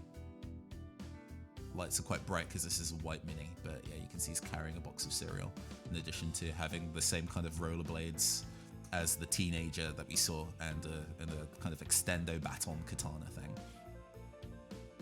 Apparently, the real life Matthew Lillard is really into NFTs right now. Actually, that's not true. Somebody sent him an NFT and he didn't say fuck off, so people are really mad at him at the moment. But yes, it's neat that they, you know, with Cyberpunk as a tabletop RPG being partially inspired by Hackers the movie, I'm pretty sure, doing a mini inspired by the movie is actually kind of cool. So this was one of them that I got as a standalone one. Hey. Wasn't quite sure what color to paint them, but I like the idea of finding a Jet Set Radio character and then you basing the coloring on that. I think that would be pretty cool. Let's go look and see if we can find a cool color. You've got who's Yo-Yo. Yep. Remember him? I remember him. Who's Jazz? Oh yeah. Okay. There's a lot. There's more characters than Jet Set. Didn't play much in the world of Jet Set Radio Future, so there's a lot of these characters that I'm not familiar with. Combo is wearing mostly black, so that's not super useful. Clutch in the red and grey. Very Y2K, but I don't think the grey is as exciting. I might just color them like Beat. Beat's color scheme is really iconic. Yeah. We're gonna color them like Beat. That's fine. So we're gonna save you. Cool. We're gonna go and change the ref. Where they at? Where they at? Bring them back. Ugh. Let's make them small.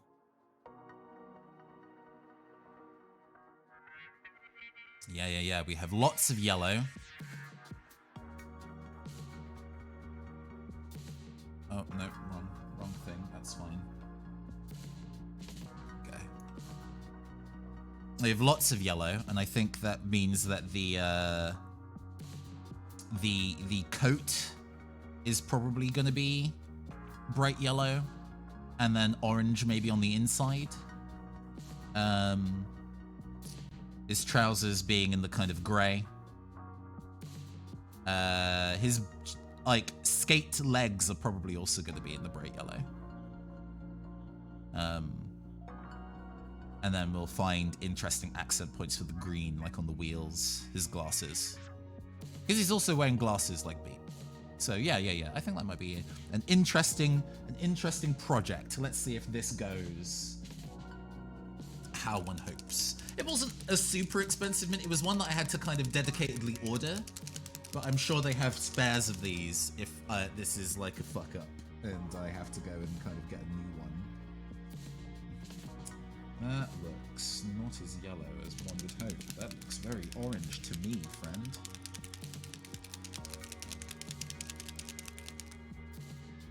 Very orange to me. And I guess that is okay if we then layer it after the fact. You've got to be bold. You've got to experiment. I think I remember being told that this yellow is actually kind of orangey. Oh no, it paints on yellow. It paints on yellow. Yeah. Look at that. And we can paint it on quite thick as well. So, yeah, that's yellow. We can always bring it up to a brighter yellow in a layering phase later on. But love to just cover a mini without having to think too hard.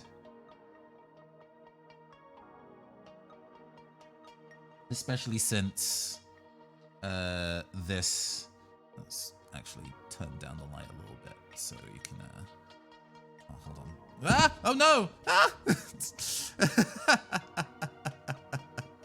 Sorry. Hold on.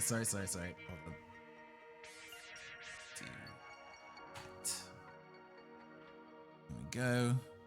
A little less direct light. The world spun! Yeah, I dropped the camera. Yeah.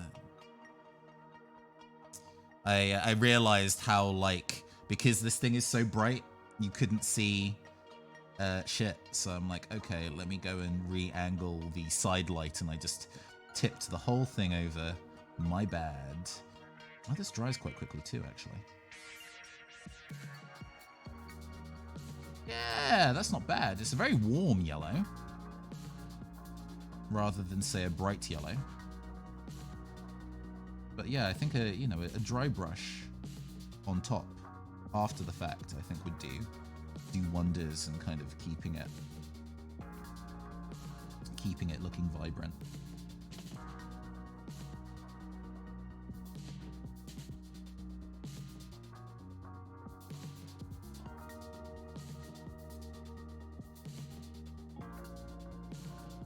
It's like elbow pads and stuff, and I'll need to kind of poke at that. Maybe find a way to make those a different color. For now, I actually might as well just base those all in the yellow as well, because we're still blocking out the shape. You know, we refine the details down as we go. We don't want to accidentally paint over the backpack straps. We want to keep those white for now while we decide what color we want to make the full thing. I've already painted it a little bit by accident already. Yeah, the strap under here. But it's one of the parts that we're not going to be able to see too easily, so we can fix that later. I think we'll be able to get away with that. I'm actually very happy with the kind of like yellow. It's, as I say again, not a canary yellow, but it's definitely a yellow, definitely a solid yellow, and quite a consistent one too when it's on flat surfaces.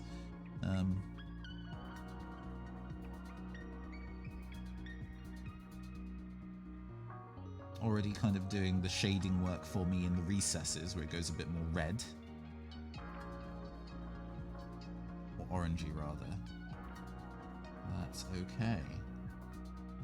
Yeah, no, we like that. Cool. What other parts do I want to do the inside of the trench coat as well? So we're gonna do a little bit in here. This is going to be harder for me to see. That's fine. Fine.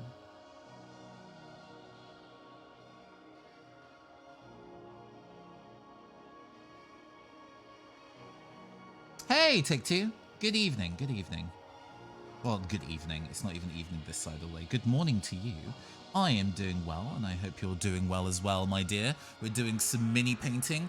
We are painting a figure from Cyberpunk Red in the style of Beat. Yeah, it's going all right. We were initially working on this samurai fella here. We're kind of waiting for him to dry so we can varnish him and start doing layering. So in the meantime, we've switched to this lad as we're working through and kind of experimenting with new paints. Have you ever done any miniature painting before, Take Two?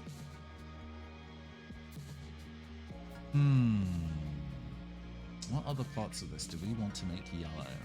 Oh, we're doing the legs in yellow as well. That's what I said. So we're kind of doing these big gauntlet skates and making them yellow also.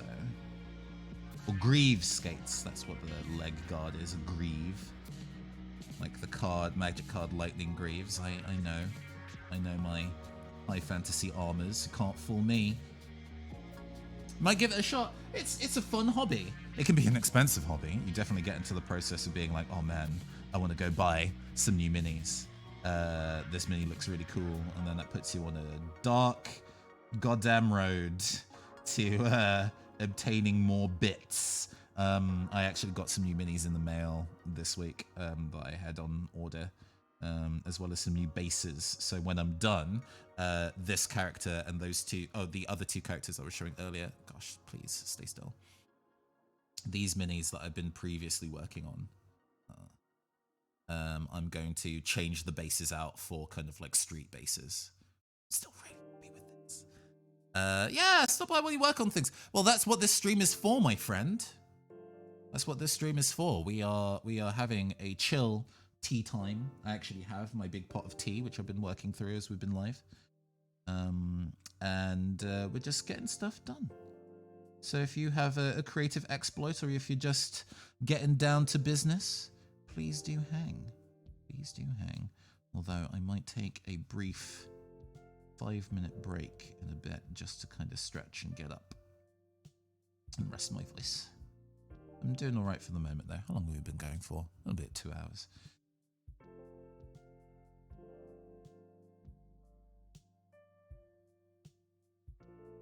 I think I might turn the light back on so I can actually see what I'm doing. But I'm really impressed. So take two.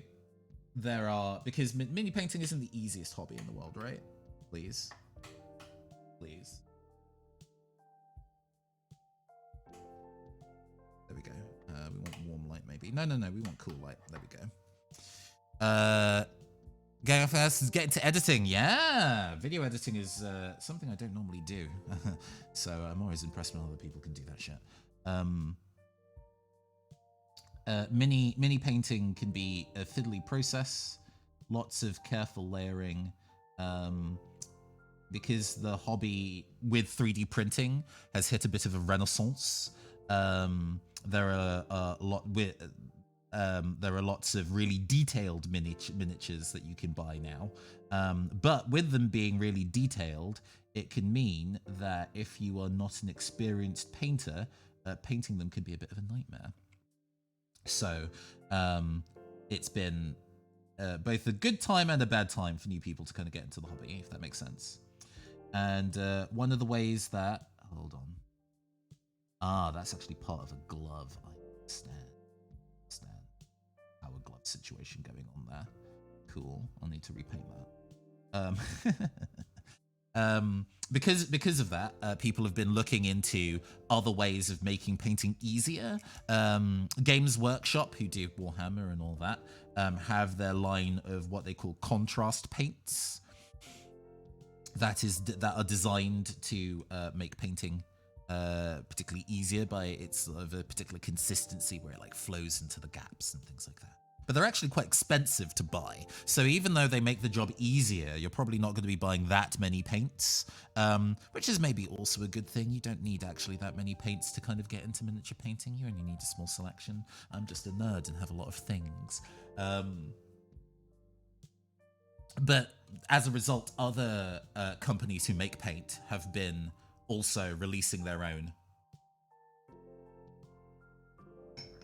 paint lines, and this is one called Speed Paints by Army Painter, which released relatively recently. And these are designed to work in a similar but different way to contrast paints, in that you can apply them quite thickly and they'll run into the gaps. And as they run into the gaps, they are of a darker saturation. So you can see that the darker bits of this go orange rather than the brighter yellow. So it's using that to kind of do the shading for you. You already got Gunpla and model kits. I mean, this is the same energy. If you already do Gunpla, you're basically already painting minis. There are some people I know who do Gunpla and then use model paints to do additional shading, and that's really cool. I think that's sick.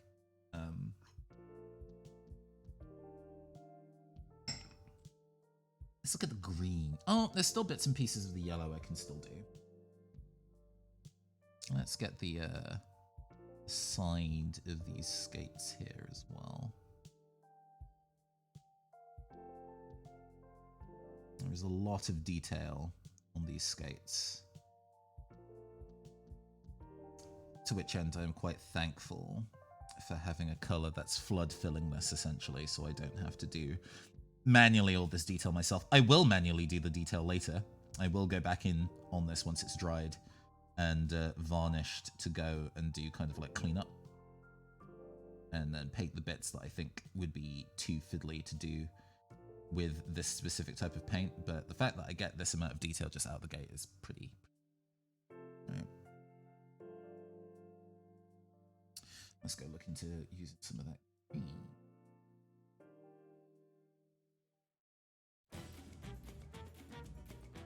Because I think I want to make the wheels in green, because Beats wheels are also in green. I actually have fluorescent green available, so I can make it very, very green when I go into the detail stage.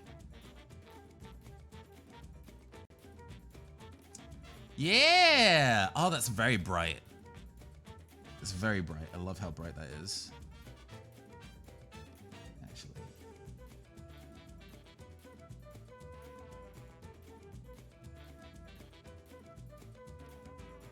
I could probably stand to be using a smaller brush if I'm going to be going in with these details, but to be honest, as long as you're treating the brush tip correctly, you can actually do surprisingly detailed work.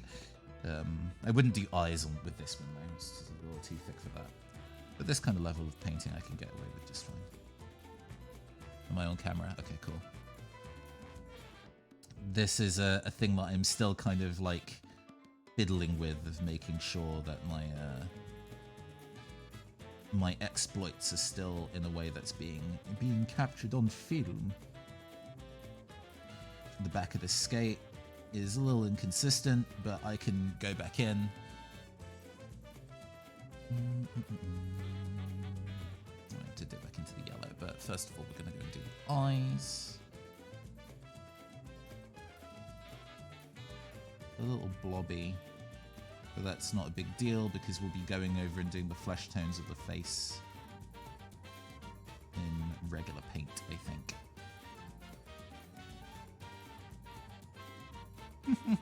Painted his nose slightly as well. Let's see, what else on this MFer is green? He has a lot of detail on his trousers. He's got like a little computer thing here that I might paint green as well. Is the sword green, maybe? The sword needs to be... I guess it's the equivalent of the spray can that he's holding. Although I might actually just pick an entirely different, excuse me, color. We want to make his torso orange, as I recall. So, I do already have orange on my palette.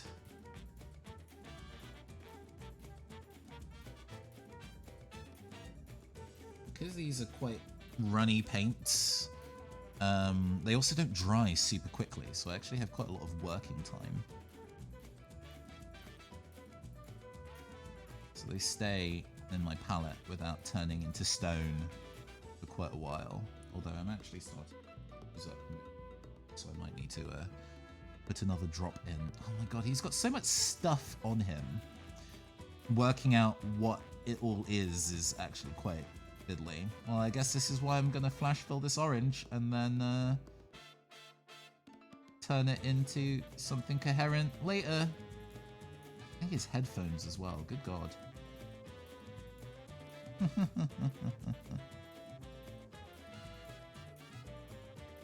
We do have a generic brown available, so I can kind of do some of those detail pieces in those kind of colors as well. Maybe there's orange on, maybe that's his backpack straps and things like that. And the backpack is a different color still, but he never did. Oh man, the straps on the backpack should probably be green, innit? The backpack's orange and the straps are green. Yeah. Okay. That's fine.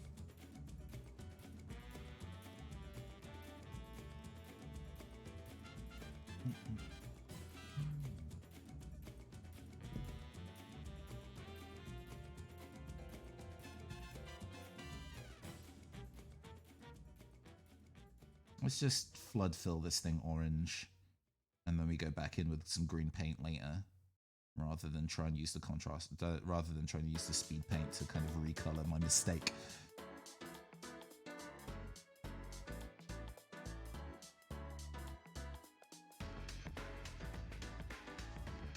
Okay. Yeah. An orange backpack kind of makes sense, and the green makes it a little funkier. Funky fresh beats.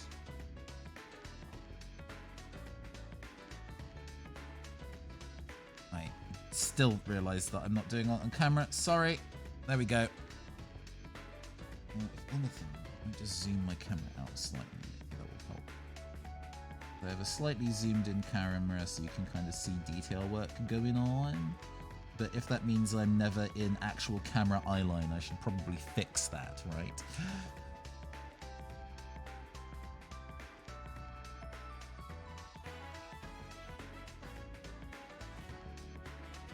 I mean, that's a very reasonable orange, good sir.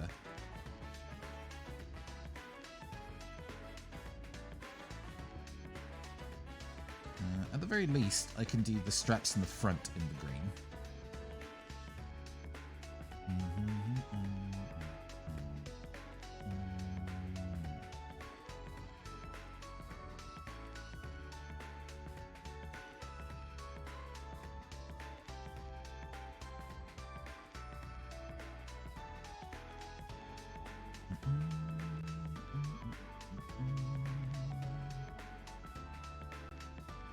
I need to play Tokyo Xanadu properly. I bought it a while ago to play on stream and never actually managed to get around to it. Oh, that's slightly green. I didn't finish cleaning off my brush properly, I don't think. Whoops. Whoops! Shoot! Oh no, it's fine.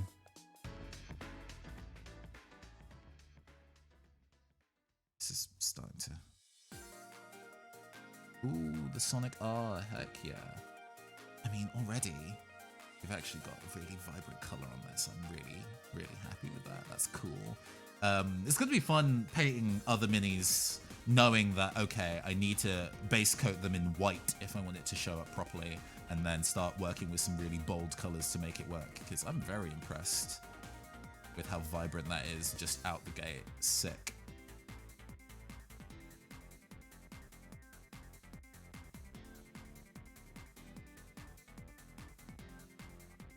It's fine. The official refrain of mini painting. I mean, yes. In many instances, done is better than perfect. So, it's fine should be a thing that we say a lot, because being a perfectionist is not going to get your army finished. Like, I work on single minis because that works out great for me, right?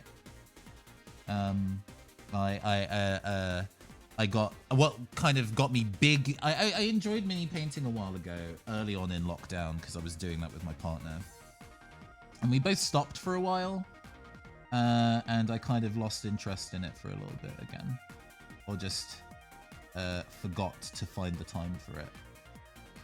But then for Christmas, I painted a mini for my partner, and the process of just making something nice for somebody else was such a good motivator in getting me to kind of like work on things like this again.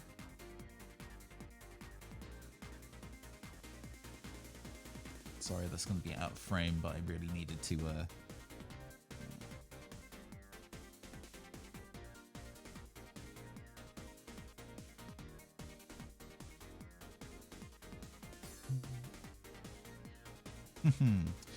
This design really reminds me of, like, it's now a halfway house between Beat and like April O'Neil from Teenage Mutant Ninja Turtles, which is fine. I fuck with that. Actually. It could be reasonably detailed when applying the contrast paints, the speed paints, actually, even though they are a bit slidey. They do actually kind of go where you tell them to if you are not overloading a brush.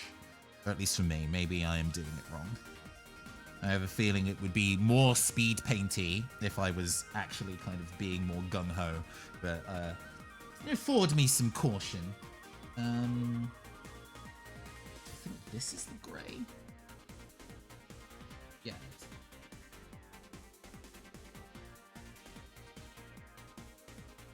So we're gonna start working on his trousers in the grey.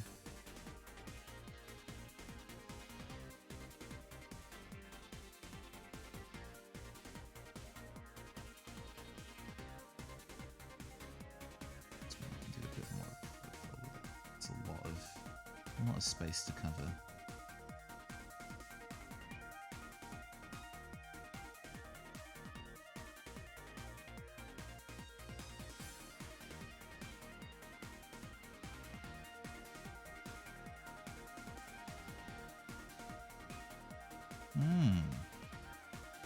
Like really, really black, or like coal gray in the recesses, but the actual like highlights of it are much more kind of like a paler slate gray. Because, well, you want the contrast. You definitely want the contrast because it makes the detail pop that much more. And the fact that this is so textured means that it's definitely getting that contrast in. The bottom of this is quite messy, but it's fine. Just going in and painting that booty.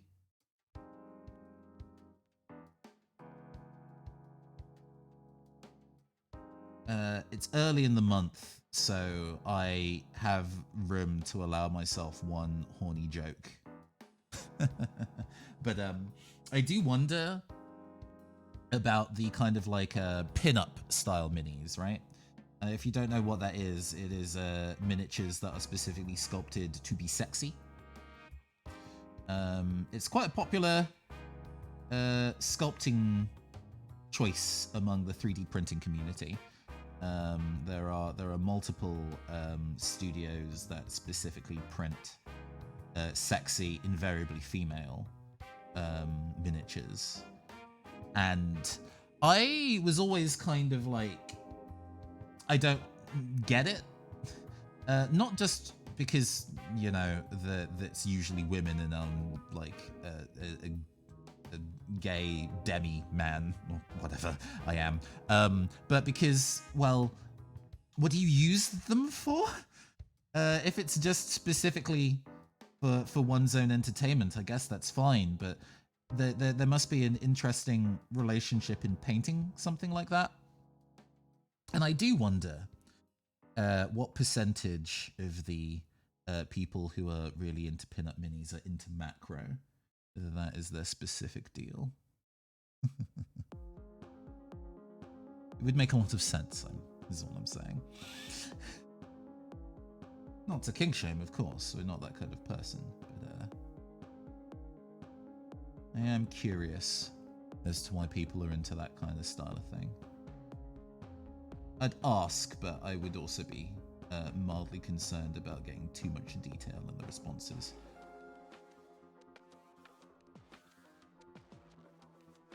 Actually, that's just a cargo short style pocket. I can paint that grey.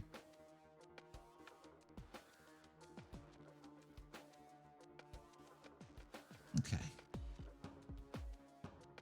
Oh yeah, and the top of that as well. I think we just kind of generally make this kind of trouser area grey, and then kind of return with details later, rather than being precious about trying to not overlap on something. This also highlights to me what other bits I need to kind of repaint yellow.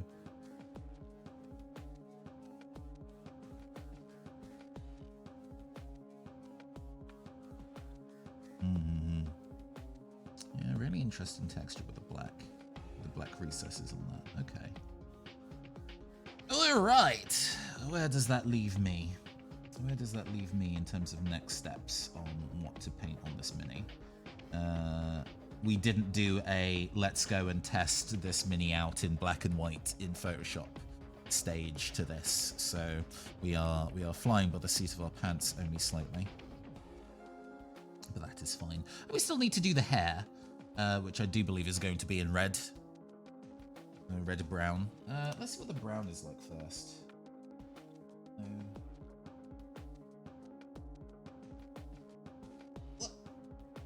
We have Crusader skin, which isn't what I want. A brown. We have pallid bone. Ah, hardened leather. Here we go. I'm going for this. I'm building up a brown and then maybe tinting that into a red-brown, depending on how things go.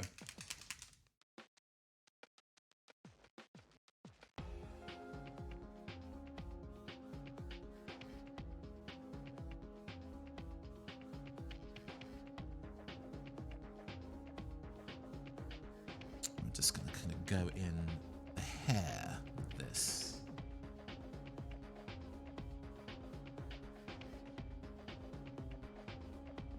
Oh, yeah. A very kind of standard brown. I would like that to be redder. Wick some of this. Give us. Yeah, that's more like it. It's starting to, that red is starting to get a little thick, so maybe I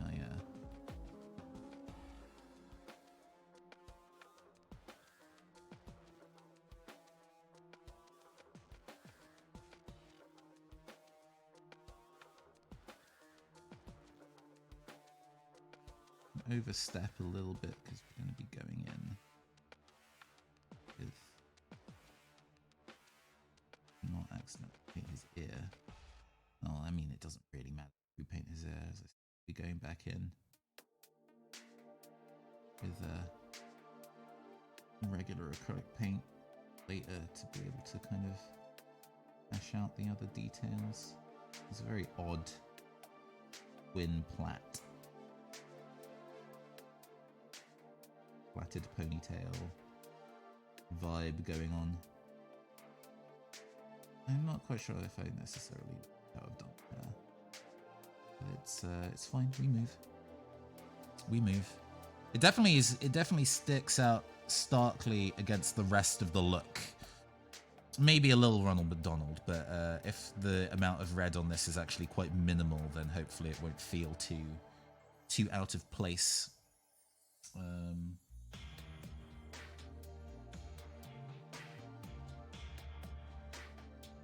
I'm using that, I think, to go and paint in his belt.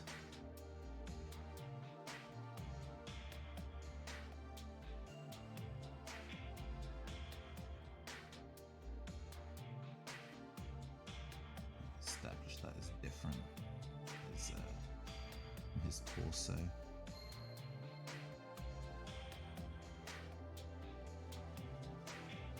Yeah, that'll do. Okay. He's wearing gloves. Are the gloves black? They probably are. I also need to go and change my water at some point soon, I think.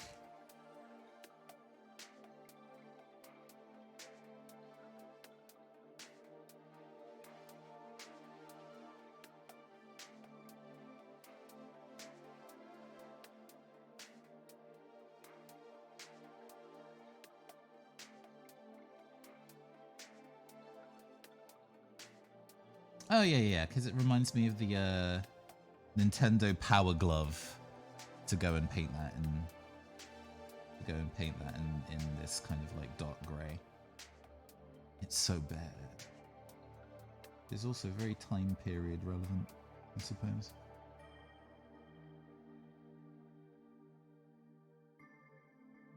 And this glove, he has very large hands actually. Very exaggerated size of his hands. This is what makes me think that he's wearing gloves. He might not be, but as long as it reads correct, you know, we kind of do whatever we want.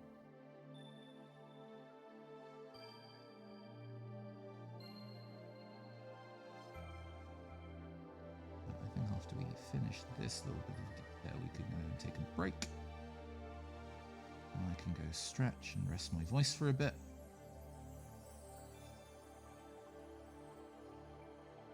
And we can go back to... well, we need to varnish our samurai. Shall we do that first? Let's do that first and then go into the break. Okay. There's still bits and pieces of this that need to be done, but it's already coming along quite nicely, even without getting into the cleanup stage of it. So that is nice. I'm very happy. Love to finish multiple projects at once, you know what I'm saying? You know what I'm saying? Okay, setting that aside to dry. We're gonna go and get our samurai fella. We're gonna find our matte gloss.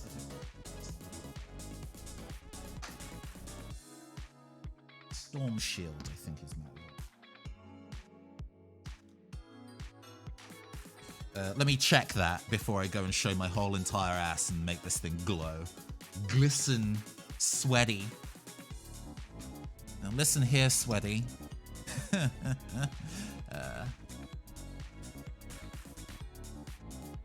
Storm Shield Varnish.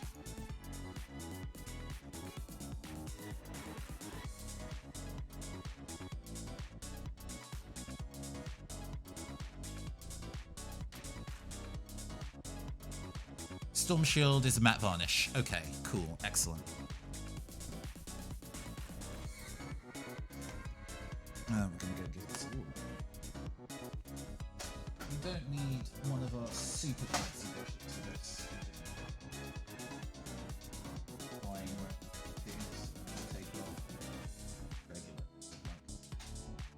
I've been using as my main painting brush and have since going to. I bought a sable brush recently, not a super expensive one, but it's designed to last as long as you treat it right. We can go reasonably thick with. I don't know. I don't know if you're still on Come and Go Tavern, but I don't. Do you thin your varnishes? It feels like that would defeat the point.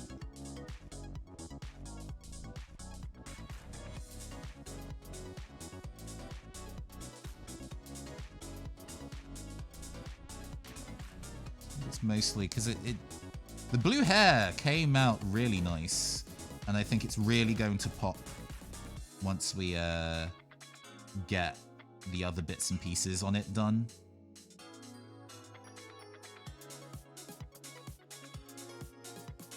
And we need to actually soften this brush's head, so we're gonna get it in there. Oh well, okay. Just getting this cleaned. Oh, there we go. There we go. That's doesn't take material on a little bit now. Yeah, the blue hair came out really, really nice. I'm quite satisfied with the blue hair. But it's a little darker than I would want. But that is what working on it further will do for us. Is just getting us a bit more kind of like brightness and nuance in it. I don't know how long the varnish will take to dry though. I guess it means that we come back and maybe finish our spray paint Rebel Teen, and then by the time that's done, this will have dried enough where we'll be able to paint on top of it without too much issue. We go on quite thick, but it spreads nicely. We want a thin coat of varnish so we can kind of push it around until it no longer looks foggy, I think is what we're looking for. As I said, we've not done stuff like the hair yet, so that is also gonna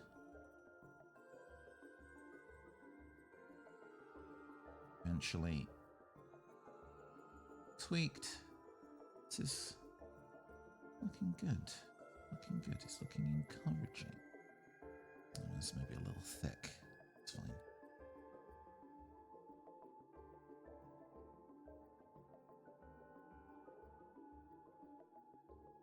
Making sure that it doesn't sit too deeply in any recesses, because mostly that just means it's going to take longer to dry. We don't need it to take too long to dry in this circumstance, so we're just going to... Oh, I'm starting to remove paint slightly if I push too hard. Okay, a thing I have to be careful about.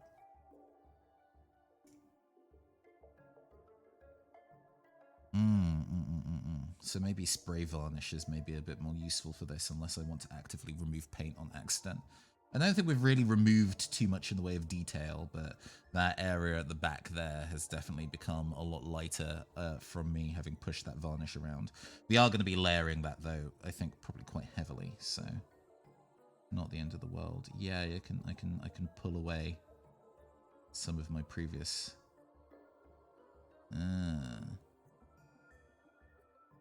In a way, though, that's good because it came in too dark.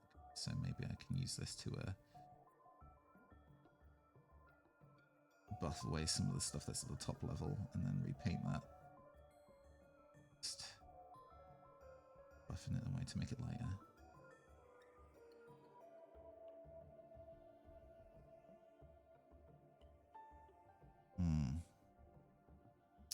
Which is, you know, not ideal, but lessons learned in terms of what we can and can't get away with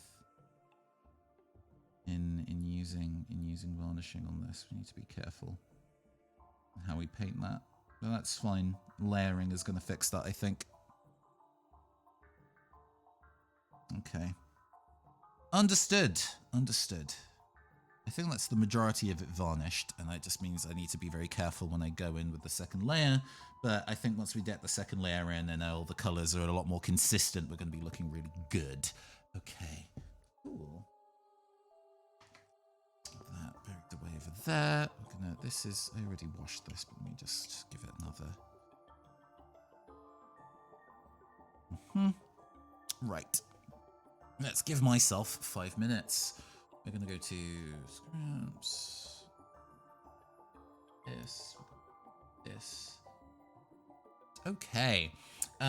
Let's go take a 5-minute break, everybody. I think everybody deserves a nice stretch, rehydrate, recenter ourselves. I'll see you all in 5. Be right back. Sorry for the delay. Hi, welcome back, everybody. Hope you all also had a good stretch. We're waiting for that to dry. And I also realized that I think these speed paints also need, even though they paint really quickly, the amount of time it takes for them to dry is probably quite a while. So you definitely want to make sure that you look after them in that kind of way. We now have our wet palette. We're busting this baby out for the next little bit, as we return to one of our previous minis to go and finish some bits and pieces off. What we want to go and do for this mini is there is some stuff in the hair. Their hair isn't colored in properly, and I'd like to do that. I'd like to go and give a more even tone to the rattle can. I'd like to go and give some orange neon highlights to the jacket.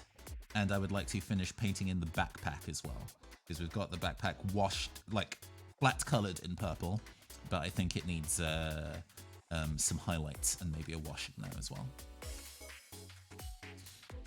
So, wet palettes work pretty much like a regular palette does, except it takes longer for the bits and pieces on it to dry out.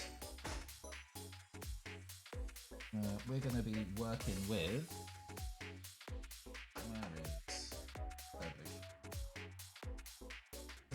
here's the Bubblegum Crisis, yes. There is a brand called Turbo Dork Paint that do really interesting color shift paints, and I've not used these yet. So I'm very interested to see what they be like. Turbo Dork is a very good name. A very good name. They know what they are, especially considering this color is called Bubblegum Crisis, like the anime, right? So we're gonna open this and just a little bit of a drop on here. Oh, it's a bit thick, actually. This hasn't been a... Gonna have a look for a bit. No problem. The gaming space still has arrived. Oh no! You're waiting on a delivery, because I know that Triangle Strategy is supposed to come out now, right? That's supposed to be... Oh, whoop. Thanks. Triangle Strategy is supposed to be available now, as I understand. It releases quite thick, apparently. Okay, that's fine. Well, that's what we have the wet palette for, to work with, because it means that we are in a position of being able to thin down our paints, both with the water and this itself, to be able to kind of get something a bit smoother. So we interacted with water a little bit, and it smooths down quite a lot, so it's not as chunky. There's quite a lot of product I've ended up putting out on plate now, so that's a shame. I might top coat the backpack with that, actually. That might be a way of putting that to good use. But we're just applying it to the rattle can. Oh, hold on. There we go.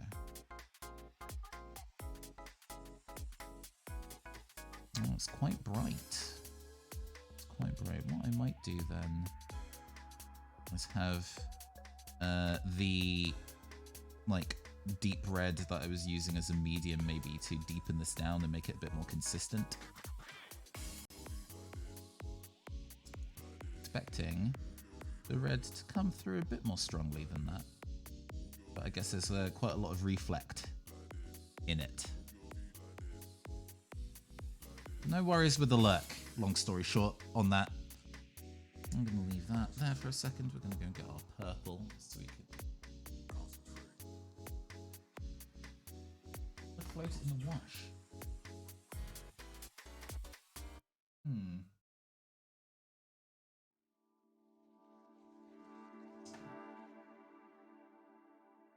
Down there. Getting our Xerxes purple. We're using, that's the color that we were using for the backpack, that I used for the backpack on this character. We're just gonna go that brush off.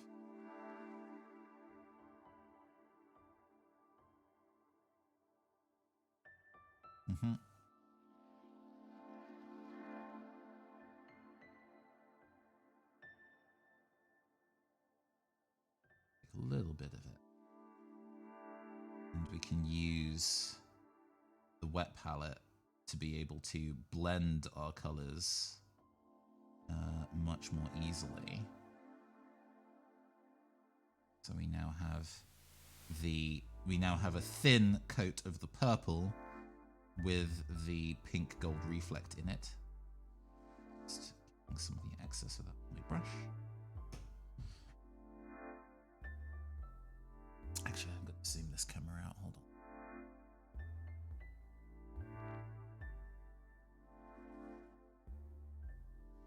on. And it's it's interesting actually how okay, there we go. That should probably be now back to full size zoom. So we're a bit off center, maybe. That's okay.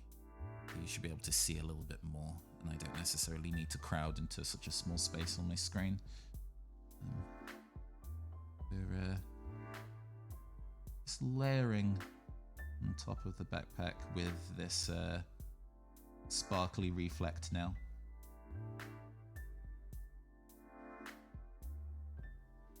Very girly, which is fine. I quite like. I would have killed for a sparkly purple backpack as a kid, I think.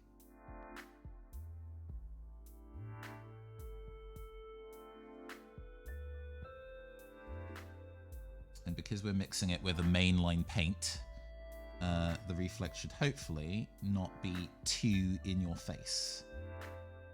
Be relatively subtle, ideally. We'll see. Excuse me.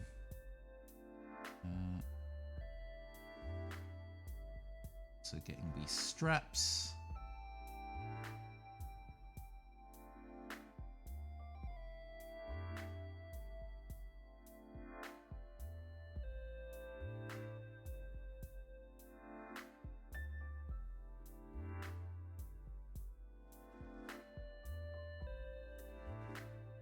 Because I am a big fan of effect paints. I find, especially, you know, with our previous discussion about painting for the tabletop and not being too precious about things.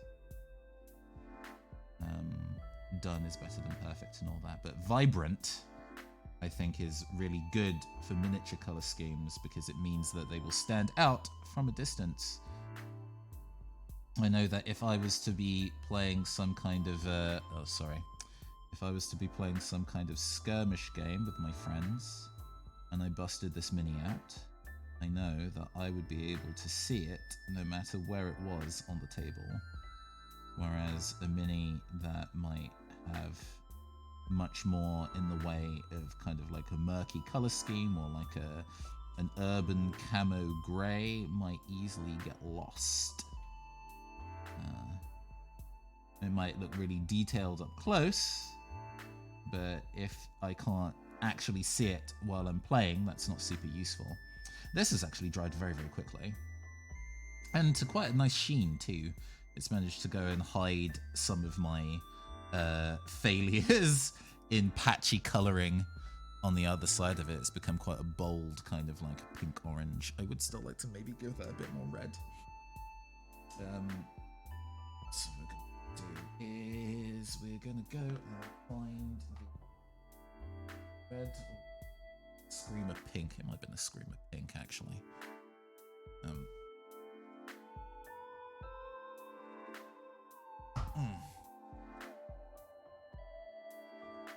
can tell this one, I've used this one a lot. I'm going to wick some off that.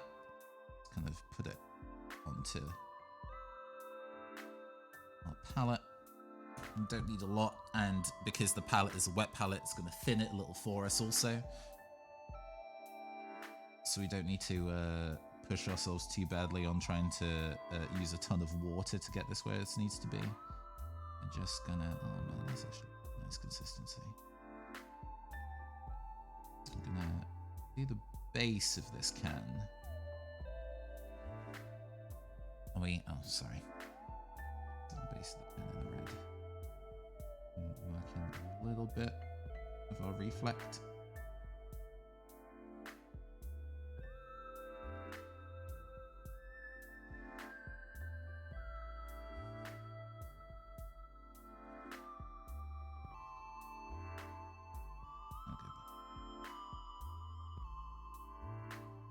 I want it to be sparkly, but I don't think as heavy raven as it being that initial unmodified layer. I think we need to make it a blend. It could be a bit more sparkly near the top than at the bottom. As long as it looks like a cohesive unit, we're doing it right. That already looks much less patchy. And quite bold in colour, which is nice. Yes! That is a very, very clean, I think, solid colour of pink for the spray can now, which is nice. I really like that. Yeah, you gotta go in for the small details. The devil is in the details, as they say. Devil is in the details. I think we're also going to maybe do something similar for this little teddy bear in the back. I think this is going to be more in the realms of neon.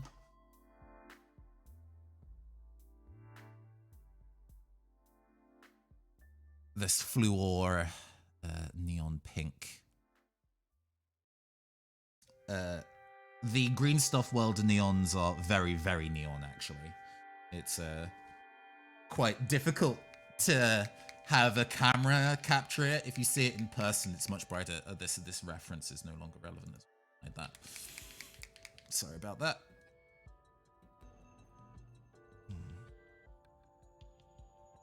We're gonna do a little bit of neon pink. That looks like red on the camera, right? But that is like highlighter pink. Maybe even slightly brighter than highlighter pink. I'm going to be taking a mixture of that and the Screamer Pink to get something that will be really vibrant, but not as vibrant as the neon. I can build up to the neon. And we're going to be filling in this little like teddy bear keychain charm that is sitting on the back of this. And because this paint is quite thin, the fluor paints, fluorescent light neons, are quite thin paints, so they don't build up by themselves. You will often need to do multiple layers to get it to come through properly, which is fine. This means you need to take your time with it. So that doesn't look like much right now. We still have some of the red, we still have some of the back behind it, kind of black behind it coming through. But what we're going to do is kind of just casually wait for that to dry. Wait till that to dry a little bit. And let's go and get... We have a fluorescent orange too. That we can deepen a little bit. Regularly. It's kind of like a yellow ochre. It is brighter than the orange, but not by much. Oh, I love fluoro colors as well, especially in mini painting because they're so uncommon. You know, you're not gonna see, you don't get neon colors in nature, and there's definitely not in historical. So, you know, people tend to not use them much in tabletop mini making very often. But I think it's just an interesting thing to use because other people don't use it so often. Yeah, the color balance is slightly off because this is definitely a less bright yellow than what's there, but we've got orange. Yeah, get a drop of that. Already bleeding into each other, but it's fine. I need to kind of bear in mind that because we're on a wet palette, colors are going to flow into each other a lot more easily. I'm going to need to get a white. This is too liquidy. Okay. That's fine. Let's get our use this. Okay, this isn't. So this white that I love using is just from my local craft store. It's not an expensive white at all, but it has really good coverage. It's quite thick, but it also thins down with water very nicely. The Games Workshop white comes out very thick and stays very thick. That's too much. It's fine. We're just out here wasting product today. But it's nice to be able to have a color that is not expensive for me to obtain, but also manages to do its job really well. So we're just gonna, in a couple of places, just kind of like just dotting on some light. And this will be tinted into orange when we go back over it with the fluorescence.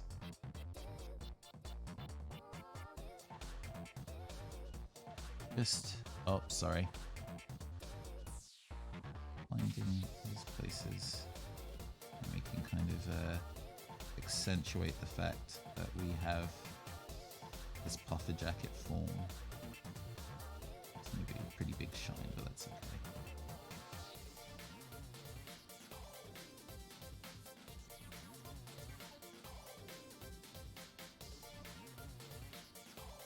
Maybe also on the hood in some places. Just kind of like finding some of the places where there's already a fold that we can accentuate. There we go. This is coming across, right? You can see that. Yeah. Just making that nice and shiny. We might need to deepen this back down, but that's okay. I mean, even under current circumstances, it works out quite well, because it gives a much brighter contrast between the lightest and darkest colors in the piece, which is what we want. Right, okay. Well, now using this new liquidy orange that we've gotten, we can kind of go. Oh, I'm gonna do too much. We can kind of go over these and tint them. It's not tinting super dark yet. Okay, so I need to make some modifications to get this to an orange that I'm proud of. We're gonna get some Mephiston red. Apparently,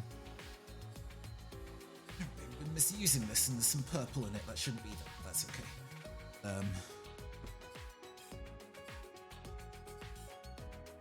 Yeah, this is a lot more purple than it used to be. What happened? Yeah, that's just purple. What? Excuse you, this shouldn't be purple.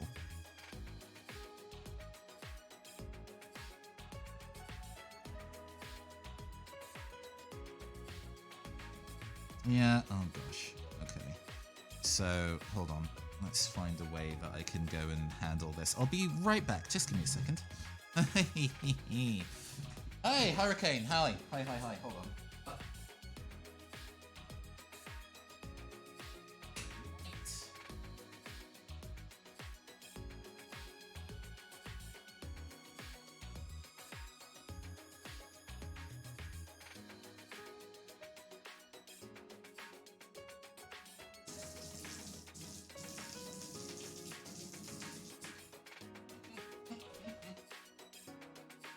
It seems that when I used this last, I accidentally contaminated it with purple paint and needed to I needed to go and remove the remainder of the purple paint, so it's actually now red again. Whoops.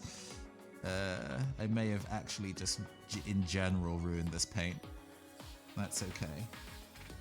That's okay. I may have also ruined this brush by just entirely covering it in red paint. Whoops. I'm gonna try and not get paint in the ferrule, which is the metal bit that holds the brushes in. Also, hi Captain Hurricane. I hope you're doing well. Okay, all right, cool. We managed to kind of get the red mostly back. This is going to be a very murky orange. I have a horrible feeling, but hopefully we can get it to something that we want. Yeah, this isn't. It's approaching it. It's approaching it. It's just not very bright though. It's definitely orange, but it's not a bright orange by any stretch of the imagination. Okay. Yeah, no problem.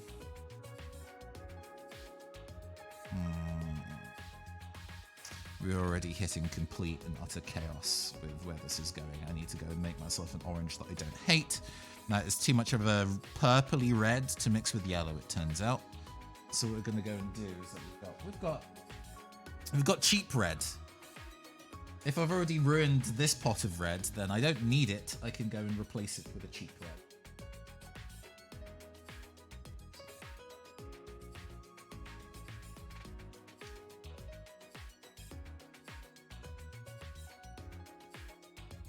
So yeah, that's a cherry red. Perfect. In fact, let's get our cheap yellow as well, and then actually just make a bright orange first before any of these shenanigans. This one might be a little set. Okay, there we go. We got it.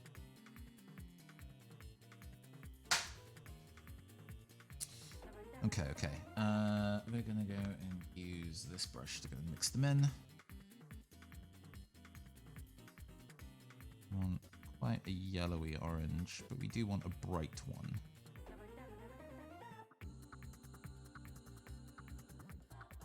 If it comes to it, we can add in just a bunch of white.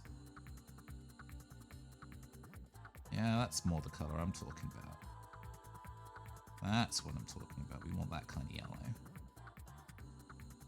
And that's one that's thin enough where we can layer it on top of what we've already got going. And then we go in with the fluorescent orange on top of that. Okay, we have a plan.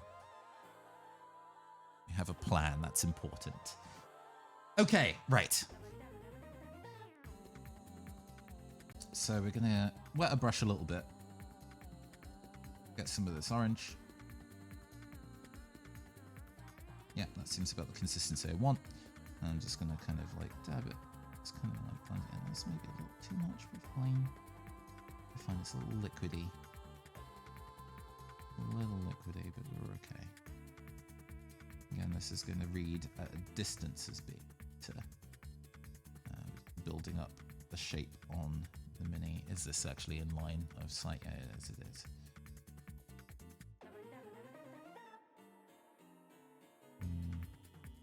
I think if we're doing detail work, I might need a thicker brush. It's okay.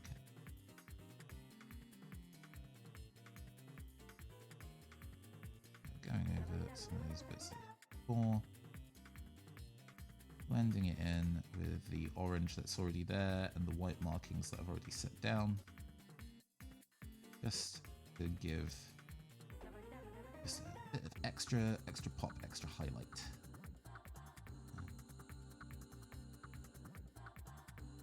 Because the orange close up is actually quite patchy. It looks good. It looks pretty okay at a distance, but close up it's a little patchy. We're finding ways to get this to actually blend in nicely. Is the name of the game here. We're gonna go a bit more red. More red in that orange.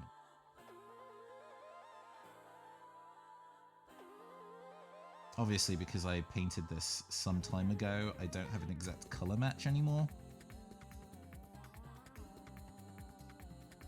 Oh, that's still actually that's a very nice orange, actually. Good.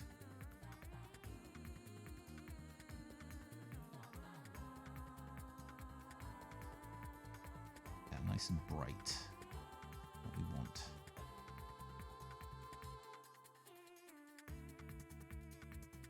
Like, the jump in color is maybe a little cartoonish, but again, not a problem. It being cartoonish just means that it reads at a far distance. Yeah, that's actually a nice orange now that we've got it going. Thin enough to kind of sit on top of the orange we've already done, and it gives it context rather than kind of just looking obnoxious.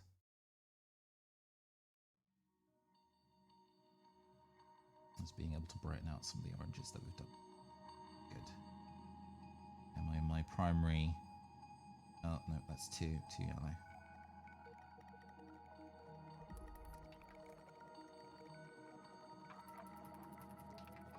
My primary issue when I was putting this together previously is this orange is not gonna read correctly. A little too pale. Fix it.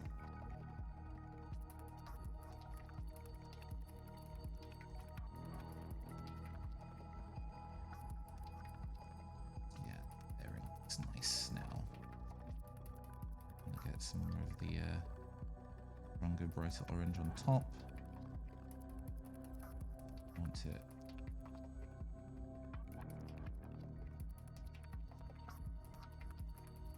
It's a lot of finer detail work, but it definitely makes the whole thing look so much brighter.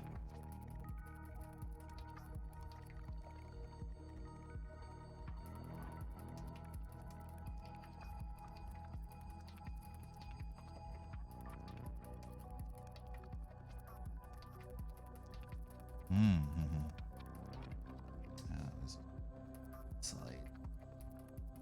That's on. Making bright as well. Okay.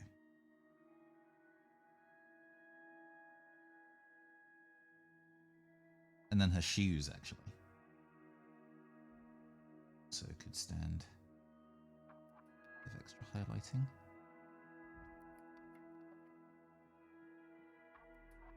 Doesn't need much. Just enough to kind of pull the orange forward, that hair more, so it stands out against the white and the blue of the jeans, which worked out really well from a kind of like color theory point of view, actually. Orange and blue are opposite ends of the color wheel, so they both really pop and are distinct from each other. Is great. Love that. Okay, now that we've got that going, let's go and add that neon orange back in.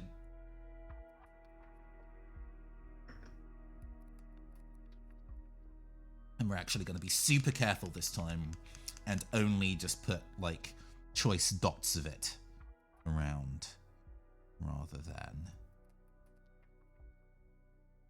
to mix it with it. It's much stronger. Which I think I just had a bit of the excess medium floating around in it, and it not being what's it in those key places where I put those highlights before. It's making him that brighter, that much brighter. There we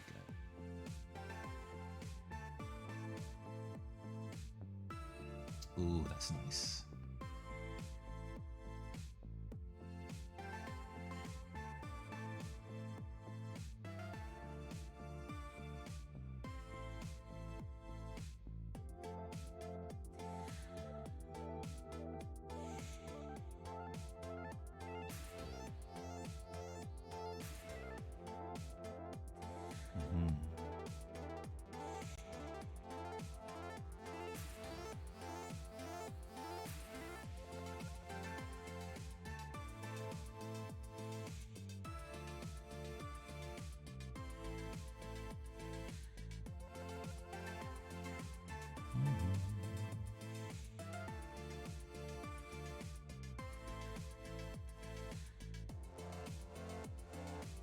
Fiddly detail work, but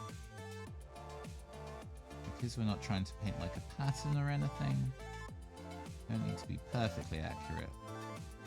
I'm going to put enough on so it all registers at a distance.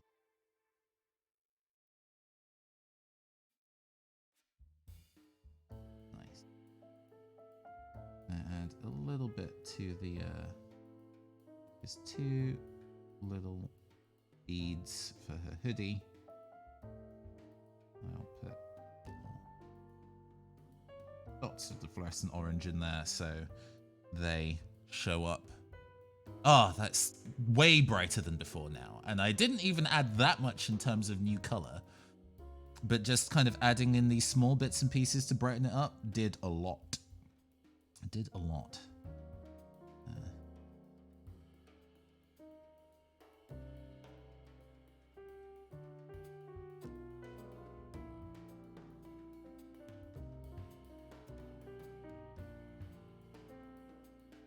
Okay.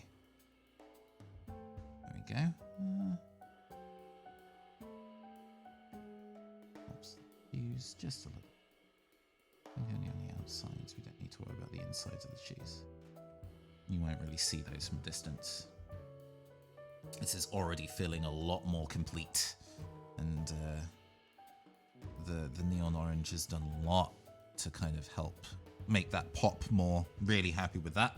Okay, let's go and return to this little bear on the backpack. Let's see if we can't add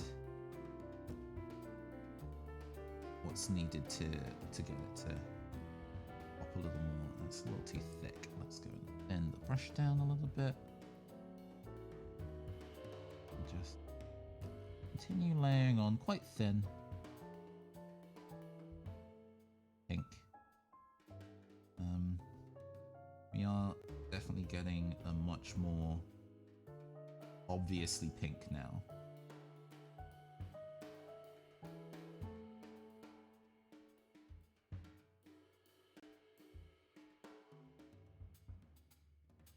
We want it to be enough to be able to stand out from the purple of the backpack too, so in that kind of regard. But that already feels visually distinct from the backpack. We can tell that that's a different color from the backpack entirely. Oh, there's a zip here that I didn't color in. I might do with that in white, maybe?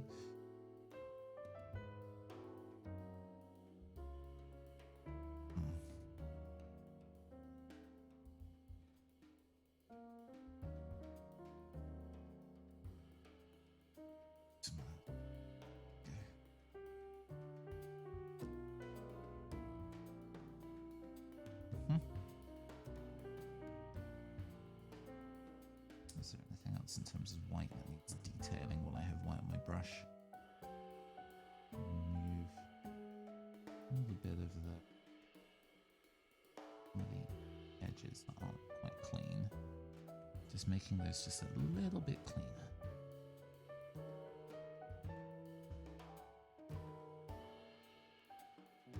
There we go.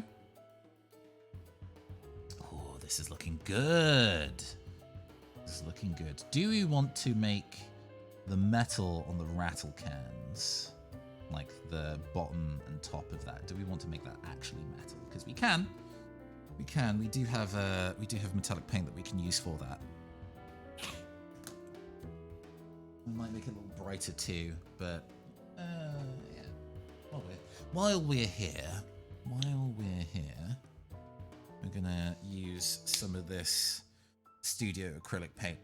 Excuse me. It's super thick, but it's actually really good for dry brushing. As a result, so we're just gonna take a little bit off the top here. We're not gonna squirt it all out onto the palette, but we're just gonna kind of give it some space here. And again, kind of go in thick. Yes, thick. We're just going to go in with that. More of this, actually. This is actually what I kind of used to set some of the metallics on our samurai fella. Finish some of the can with metal.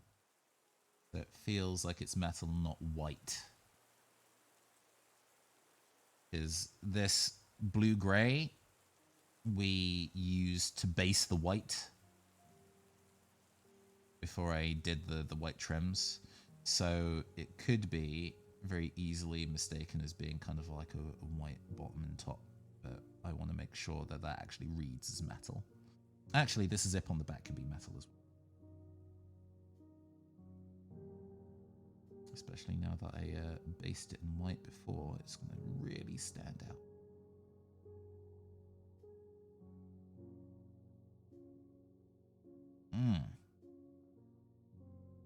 Is there anything else? I might make the little handle up here. This is based in purple. It won't be quite as bright, and that's fine. Not a focal point of the image, that's too much. The thing I'm also trying to learn to do, and I've like specifically tried to pick up doing as I've been working on stuff recently, is to not have as much not as much paint on my brush when I go in, when I load a new color, to try and remove some of the color off the brush, which feels like a waste, right? You know, you have a limited amount of paint. So to then decant the paint and then not use all of it feels like a waste. I've already decanted too much paint on this. This is bad. I shouldn't be using this much. It's not enough for me to run out anytime soon. I'm fine, but like, you know, I should be trying to be careful with the amount that I'm using, because some of this paint is expensive. Especially if I'm going to use expensive paint and apparently turn it purple when it's supposed to be red. That's not great. Okay. What else needs to be done on you, madame? There might need to be some edge highlighting on this back in light purple. You actually... There we go, we have a lavender. Gene Stealer purple, apparently. And we're gonna pop some of this on. Get a little bit of it. We're not gonna be using much. I'm really not gonna be using too much. This is just to kind of like pick out some of the details in the backpack. This is, again, maybe the territory of getting lost in the weeds and focusing on stuff we don't need to. But I think having this extra bit of detail will help it read better. Distance. The lighter purple trim in the different kind of like edges at the top of the backpack, just to get that to read a little bit. You can tell how many pockets it has without having to get up close. Yeah, that looks good. A lot of it, you don't need to edge the entire thing in light purple, I don't think. This is just enough to get it to read correctly.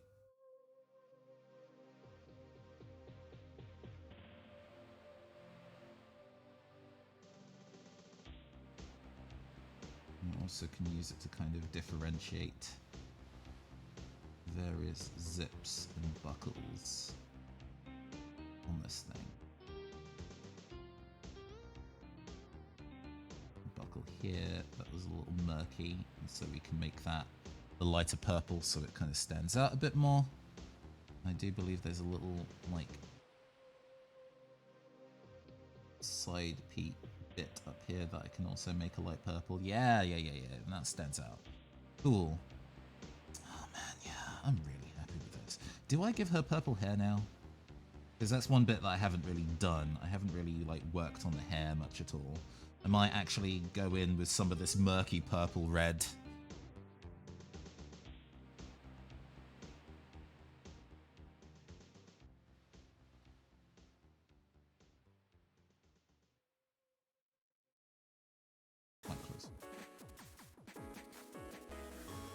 It's not like the way I did the hair, unfortunately, was not perfect.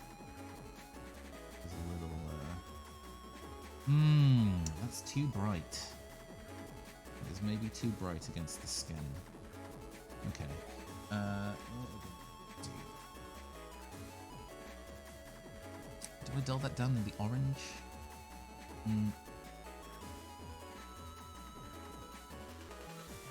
Finding ways to go and rescue.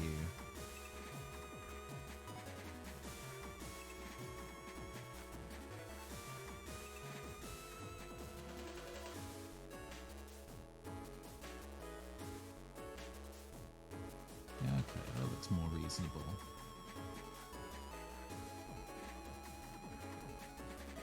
Sorry, I'm just staring and not saying anything while I go and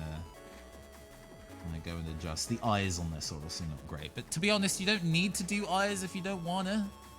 You know, they're not a mandatory thing. You can do a good mini without necessarily having to draw perfect eyes, especially since, again, you're not going to see them at a distance. I think this has come out really, really nicely. What else are we going to kind of do to go and tie this off? We're going to go and get maybe a little bit of white. Mix it in with the pink, a very pale pink.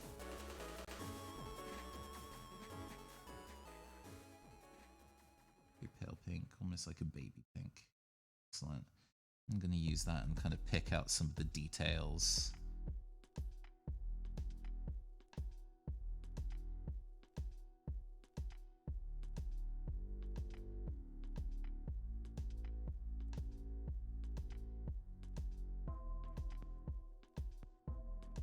Oh, sorry.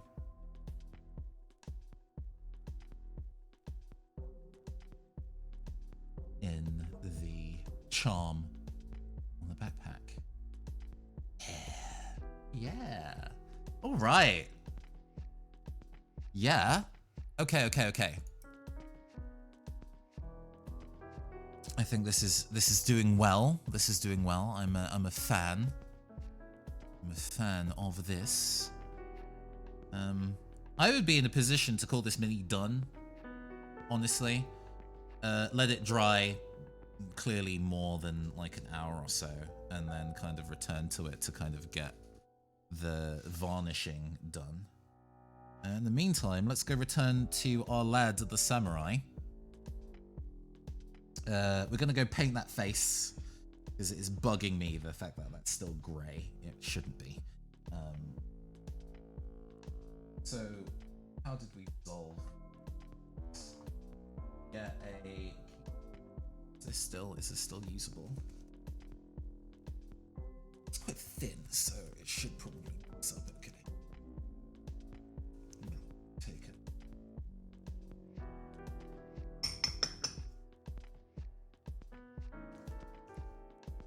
Yeah, this is mixed up fine. Okay. We're gonna go and pop Cadian Thresh Tone, and then we're gonna do a wash, and then we're gonna mix the flesh tone with the lavender to go and give a purplish skin tone hue, and we're gonna use that to do the highlights, like the thing we worked on before. Let's go and find our reference again, because there's a lot of things that we want to go and change about what we've managed to do so far. Let's see here. What's it?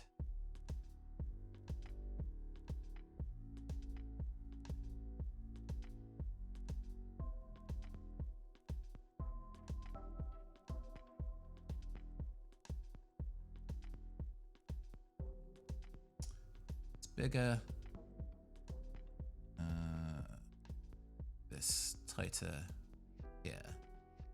So this is our reference for how we want to go and do the samurai again. We're not quite there. The armor, the metal is a lot darker than what we want, so we need to go and lighten that up. The hair is also a lot darker than what we want, although it's quite bright. The panels on the front are okay, just in the process of maybe making that feel a little bit more even and giving it the gold trim. And then there's lots of work that we need to do for the back of the coat. The back of the coat I am not happy with at all and need to go and do multiple changes to. I think in what we were saying previously about not getting too caught up in doing eyes, we're probably not going to do the eyes for this one. That's okay though. Yeah. Too much paint on my... I think just even adding in basics of owners. It's a little thick. It's a little thick. You can still wick away.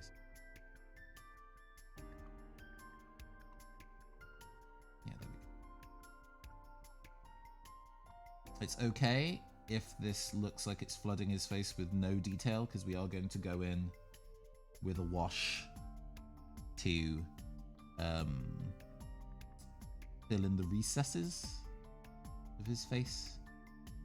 It will darken up certain areas so we can still see the details in his face. That's fine. We're not going to stress about that.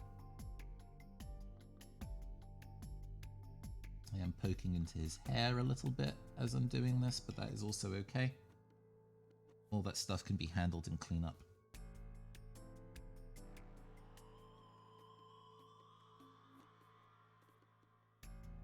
Mans has a lot of hair.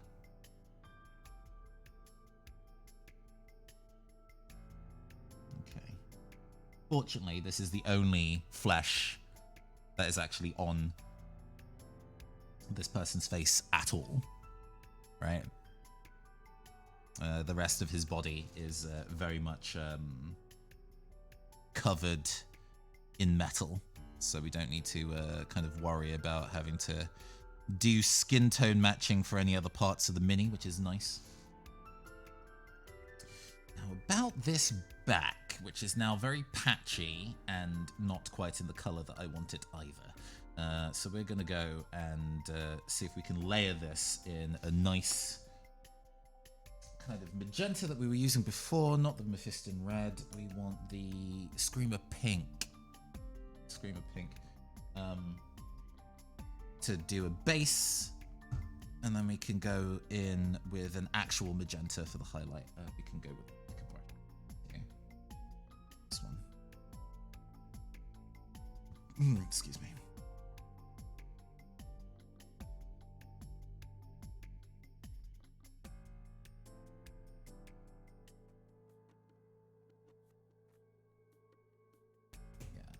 That'll do fine for a base, especially once we do other bits and pieces to kind of get it where it needs to be in terms of color depth. Just gonna, hopefully this is thin enough. It might not be thin enough. Yeah, this is already, I already like just this magenta more than the attempts at using the wash than the speed paints for this, unfortunately. You can be in a way where some of the depth is still kind of kept from before. This is quite a thin coat, so we are getting some of the color depth from what we painted before on this, which is good. We don't want to... We're not entirely just overdoing the work that we did before, but this is a much bolder color and in the hue that I want, because the purple and red that come in the starter kit just wasn't quite what I was looking for this, it seems, and that is okay. That is allowed. I just realized it's not necessarily coming through. Hopefully this is now more visible to you. It's a much more... Oh, yeah. It feels like a much more even tone of color. And especially once we get some kind of like highlights in, just to kind of get those clothing folds to pop a bit more. Look really nice.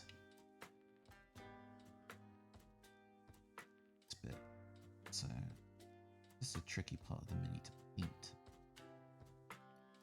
Not come through super great. I might have to use a detail brush on the other side, I think. Yeah. Okay. All right.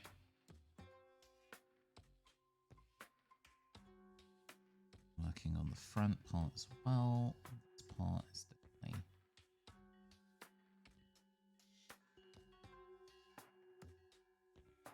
Look how much of a more even tone that is for the front.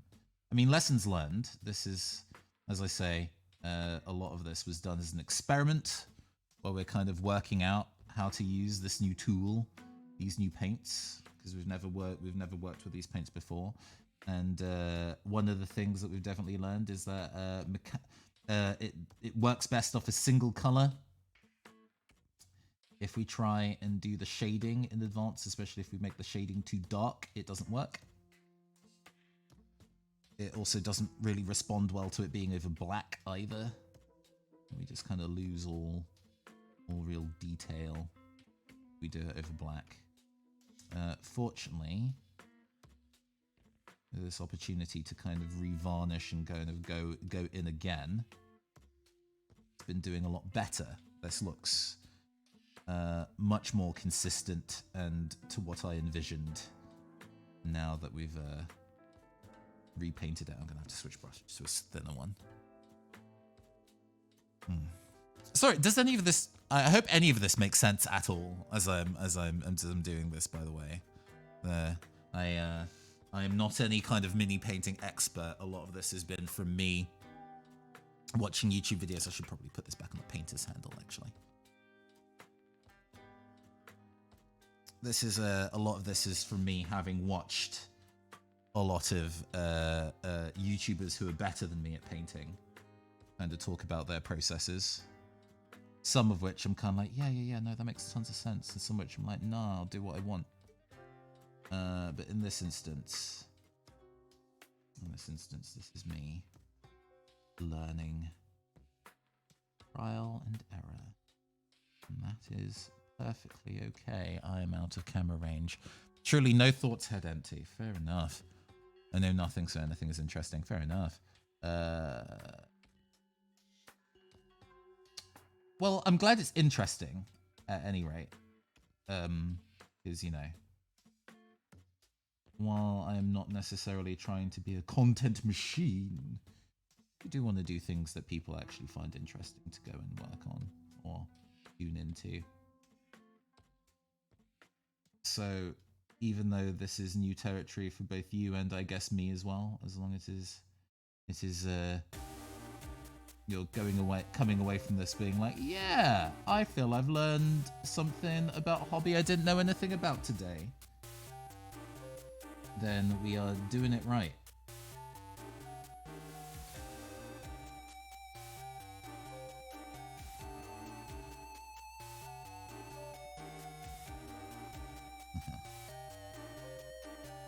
as a much more consistent. You still get some shading. We haven't killed the shading in its entirety by doing this, but it definitely feels more like a coherent piece of material. Oh yes, that's right. You have your date today. I hope that goes well. You said that they were also into weightlifting, which is double plus good in your book, as I understand.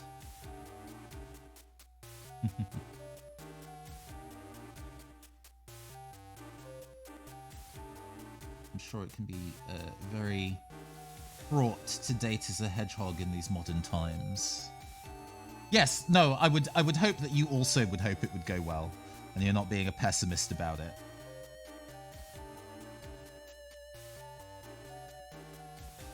Yeah, no, I think that is much more clean and consistent.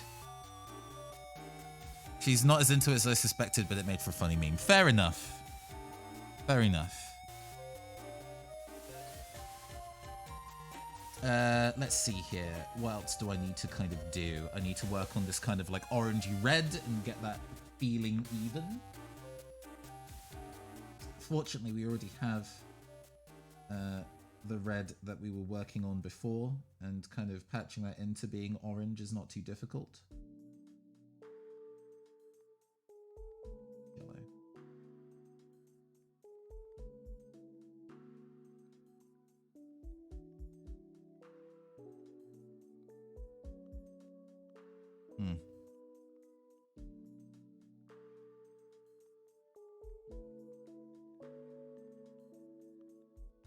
That's too orange. Okay. Maybe we would just kind of work with a regular fire truck red to kind of build this out, stippling a little bit, I think, rather than making brushing actions. Stippling is something I have not really tried yet, which is kind of using just instead of, well, as the name suggests, rather than painting strokes, doing tapping dabs to kind of lay color down. It's a good way of getting some layers on without necessarily pulling any paint around.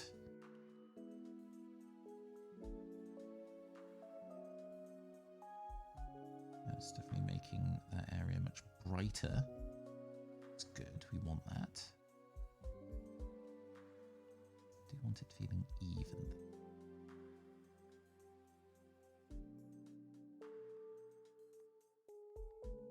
Oh, that's we get like doing it on top of the quick shade as or speed paint or whatever has done some interesting color depth. And if it doesn't go well, I can drown my tears in the sweet numbers I get from posting on Twitter. The engagement is the real relationship here, for sure. I understand.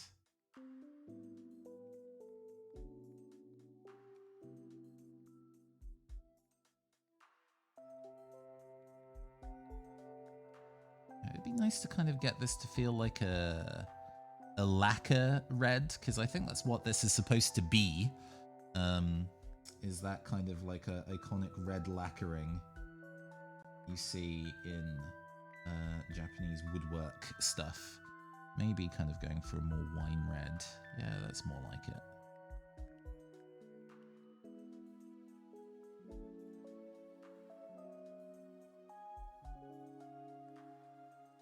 Holding into hands on an interesting place. Let's try and get this a bit more central as I work on this. The sword hilts were a little murky, but I think glazing this red on top. We're still keeping a little bit of orange in our brush because we want it to still line up with that part of our color story, as it were. This part on the back is a little darker, but as long as I can get it to be an even tone, should be okay. There we go. This is looking all right. Parts of this felt a bit struggle bus. But now that we're going back over it, and just kind of cleaning up the areas that felt not quite right. These are looking really good, I think. The handles are perfect. I don't want to change those at all. That worked out great. The green data slate. I wonder what I want to do for that. I think I might get a bright green on it. Or do I want to work on the hair? Working on the hair. Working on the hair is a dry brushing thing, so that will wait. I think it's just brightening up the armor, because we've got, let's see,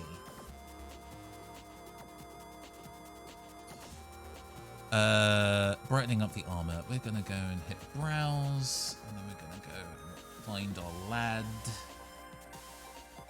This one, it's gonna be huge. It's fine.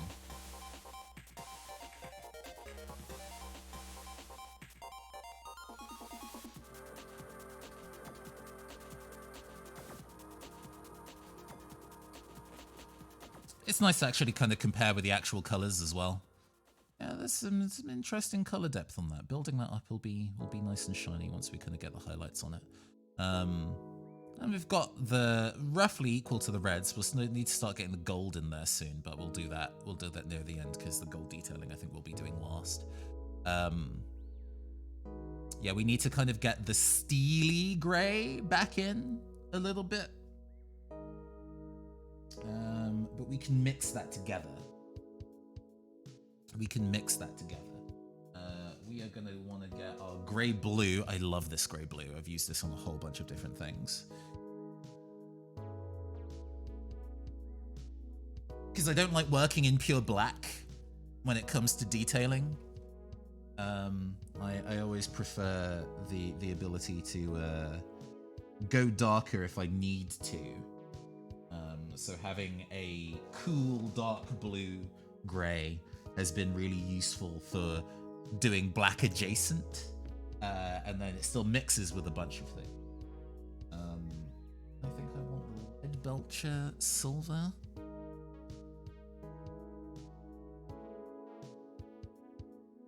And then it's just kind of like building on top of what we've already got. Maybe the Lead Belcher on its own is actually already pretty good. We'll mix it together and make it thin.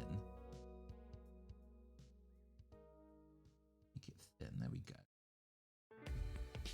Because then eventually when we return to this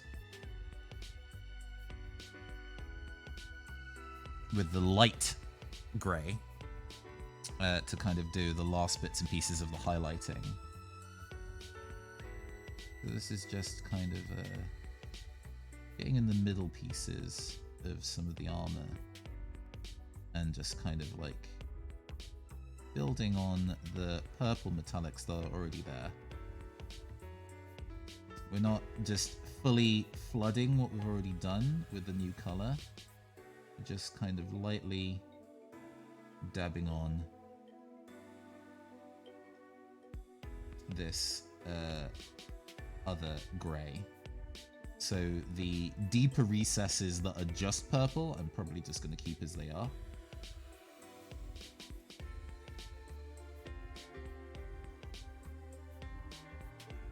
We're just doing a little bit of a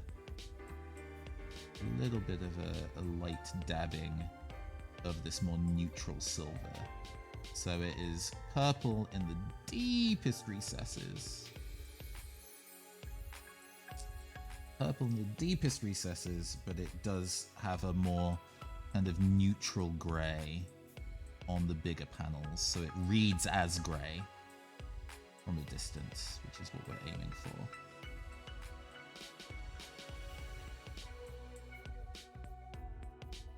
This is one of those bits and pieces where it's like, oh, this is a lot of detail work, and you would be right. This is a lot of detail work. You don't necessarily have to be as fiddly as this.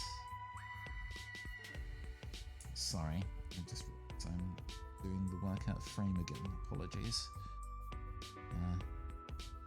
I wonder if it would behoove me to have my phone on like my desk so I can see when people are commenting.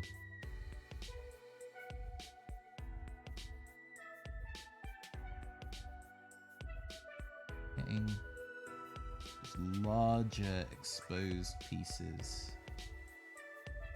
of purple and just kind of lightening them into silver.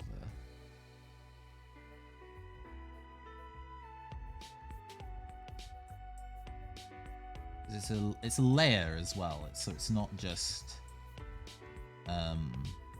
fully replacing it. It's slightly tinting it back to the brighter silver that we want, and then we will go brighter still. And we'll go brighter still in the highlights. Now this is just taking the work that's already been done for me, the speed paints, and just kind of giving it a little bit of alteration. Therapeutic work, technically. Trying to go and find all these bits and pieces and just kind of like give them the tweak that it needs. Because this is already, it already feels lighter. Even though we've only done a little bits and pieces to it so far, it already feels lighter, but it just needs to be lighter still.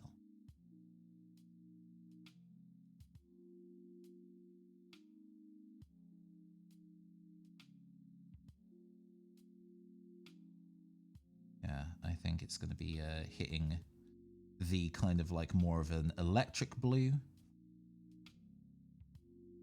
Hitting kind of an electric blue and silver in the highlights, just to kind of get it feeling really big in those kind of places. But I also want to maybe do something about this chest area. Oh, and there's the middle of his chest as well. Also needs to be way bright. The showing, yeah. Camera. Cool.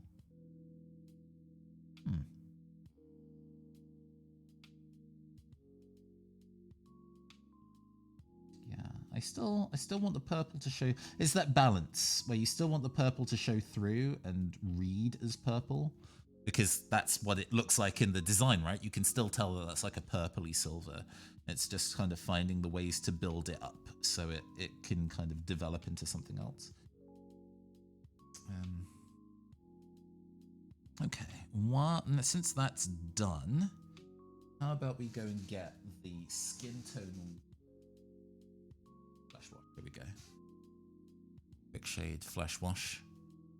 I'm going to be using this to do the face and get all the darker recesses of character's face colored in, so then we already know where to go hit with the highlights that are not in those places. Much we go. And we can kind of just go entirely all over his face and his neck. This. It fills in the dark spaces around him. Face doesn't stay too much in the lighter parts. And if it clumps too much in any given area, we can go in a clean brush and remove those bits. But it details out stuff like his eyebrows. But also kind of puts his face into shadow a little bit, which is fine because it means that we don't need to worry about his eyes as much. I really don't feel like painting his eyes.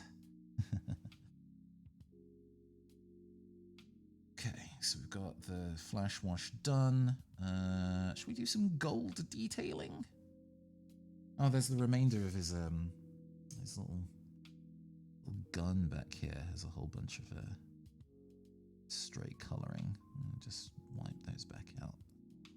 Buff those back out in the silver that we were working with before. Cool.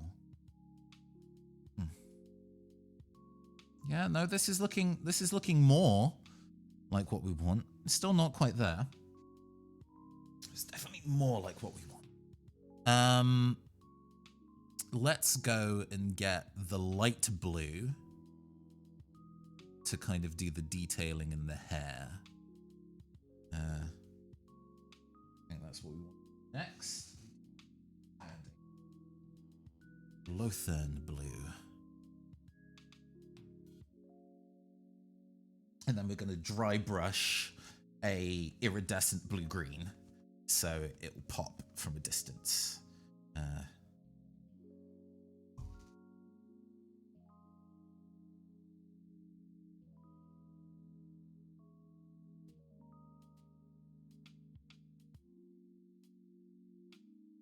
It's quite a desaturated blue, but that is okay. Not as bright a blue as it could be, but that's we're not too stressed about that. Not too stressed about that. Take a little bit of this. Make sure it's quite thin. I don't want it to be too thick on this. We're just gonna be touching the bits and pieces in the hair. Just kind of the larger slabs of it. Just kind of taking those out, and leaving the darker recesses in that deep blue. But by doing this, we are overall brightening the color of the hair. Is the aim. We don't want it to read as dark blue when we're done.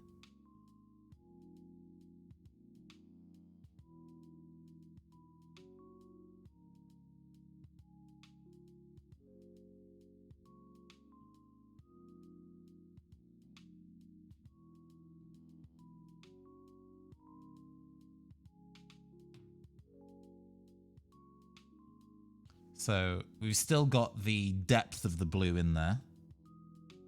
That's still retained, which is nice. We like that, but it's just a bit brighter now. Got the layering going.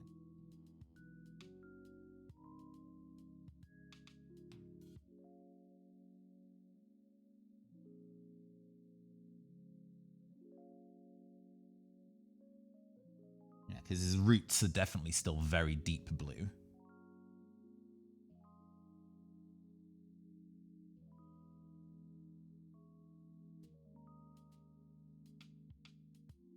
Nice. Nice, cool. That bang. Blue, that's fine. Get that sorted. Cool. All right. What next? What next are we working on here? Are we continuing to build out the silver? Are we maybe kind of working on the katana? Working on the katana would be an interesting thing to kind of poke at, actually.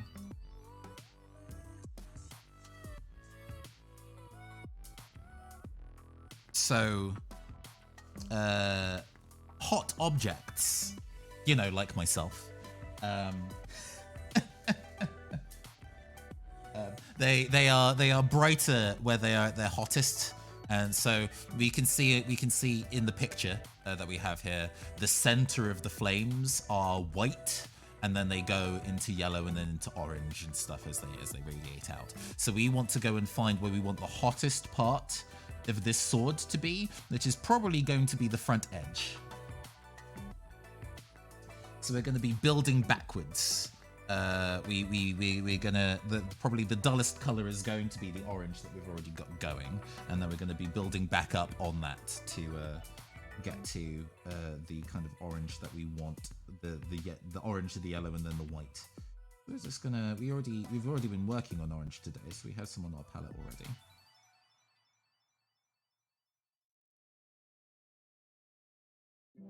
So we're just gonna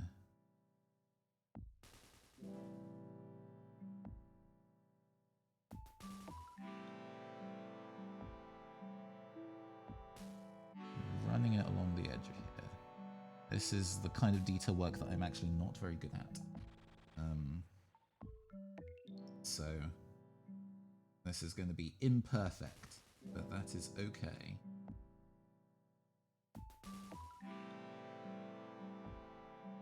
Working with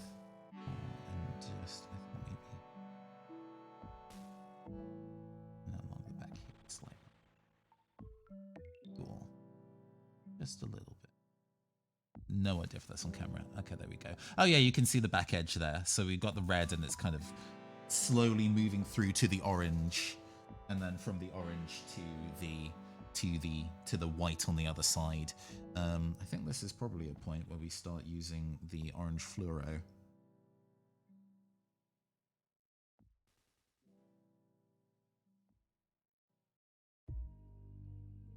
Kind of like wash top of this blade.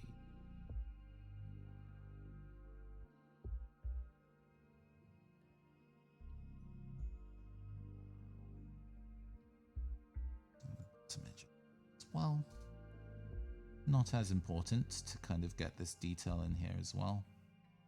But hey, while we're being thorough, and we're probably going to do a couple coats to build out on this. We don't have much room to build out our neon katana, so we're going to be careful and kind of wait for things to kind of build up as it goes, because we don't want it to be looking patchy as we work on it.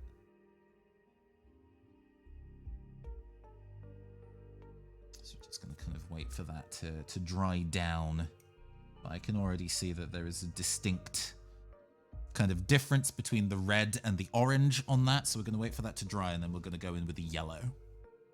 And then eventually the white on the very, very edge, maybe on the tip here, or on the hilt there, if we kind of decide where the hottest part of the blade is in a little bit. Should we start doing some layering on the coat? I think we can start working on some of the brighter patches of that. Get our magenta. Wherever the heck.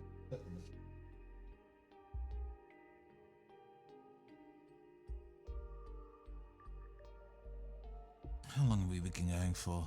Oh my god, we've been almost going for 4 hours. Gosh. Very, very bright magenta.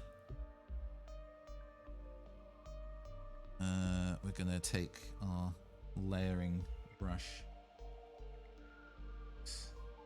A bit of that. Okay.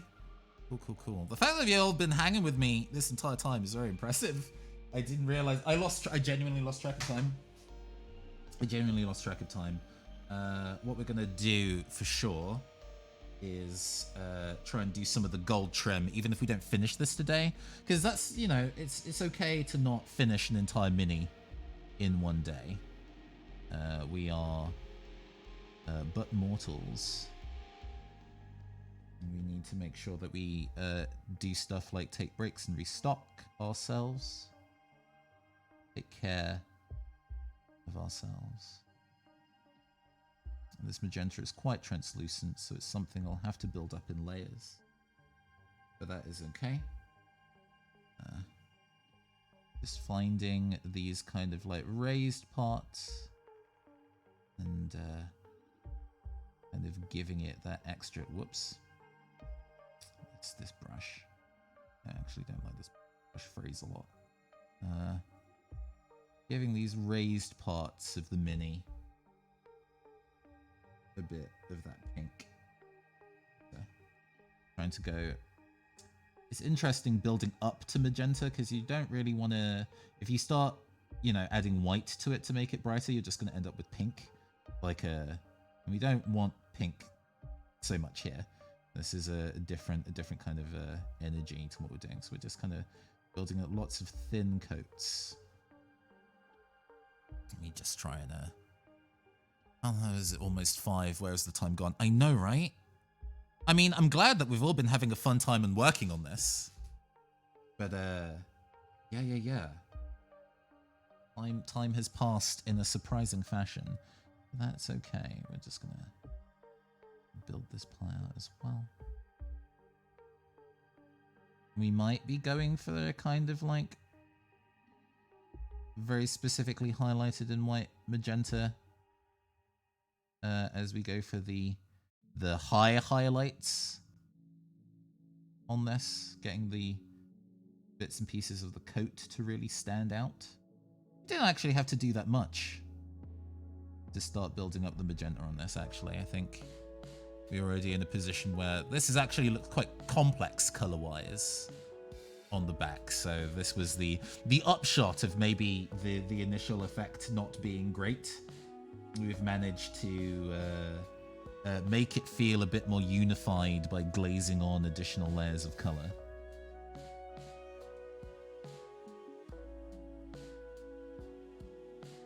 Is good. I'm glad we managed to get it to that point at least. Yeah. This just means that we're going to start having to dry brush some parts of this later to get it to the very, very brights that we want in places. But that's okay. We are prepared for this eventuality.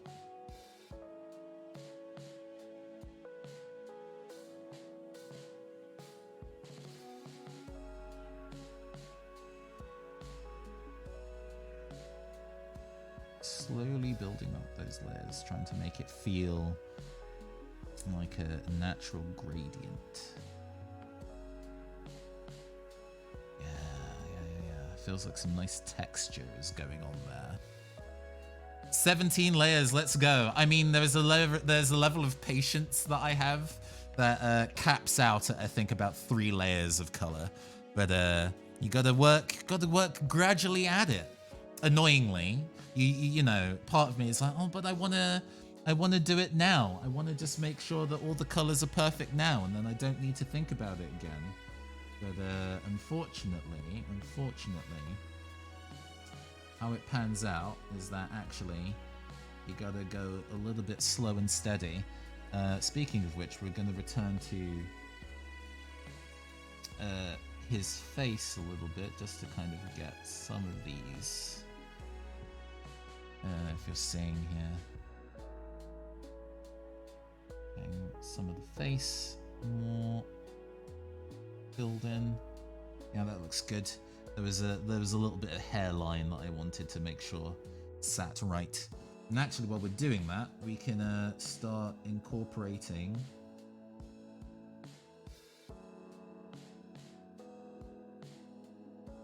some of the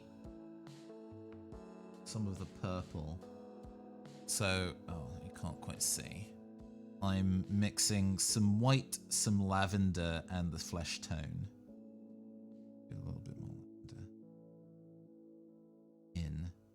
And this is making a very purpley highlight hue. And we're going to use this to kind of do the highlights in his face. Fortunately, there's very little face to highlight, so we don't have to like go too ham.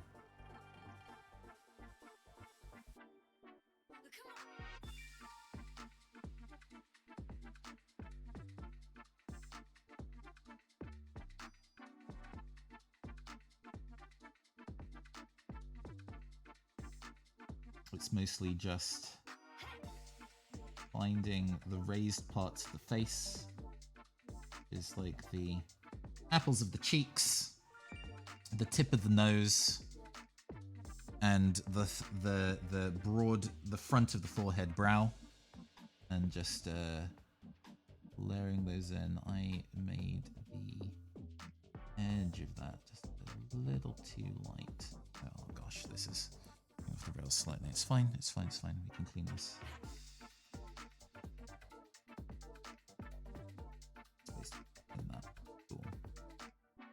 And we still have some of our wash that we use to dull down parts of the face, so I can kind of get this back in to kind of even out his skin tone a lot. You have a little bit of lavender in his face highlighting now. It's not quite the almost bubblegum pink that the reference image is, because I didn't mix that, excuse me, for the base skin tone. But there is definitely more color variation in his face now. You can see his forehead is a little bit brighter than the bottom of his chin. That layer of orange highlight has dried down, so we can go in with the yellow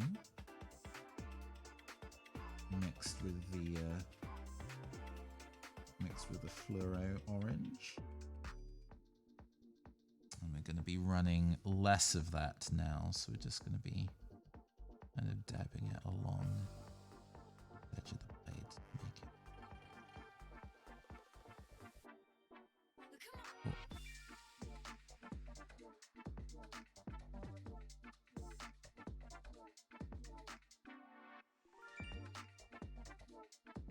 There's still parts of the blade that look a tad patchy. That is okay. Oh, you can definitely see a gradient in that now from the back to the front. You can see on the sword. Sick.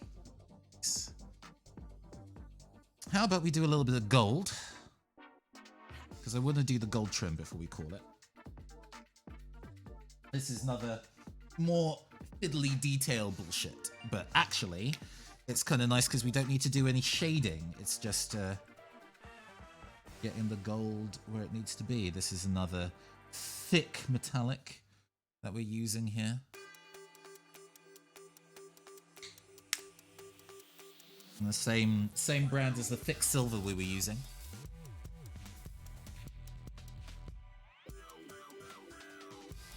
And we're just going to be taking it and using its quite thick nature to work along stuff like trims.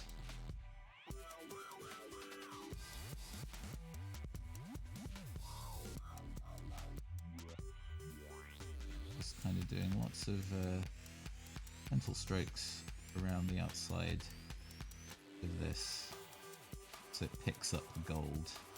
We're probably going to have to do more than one pass of it. And it's quite fiddly work. But that is entirely okay. Let's see.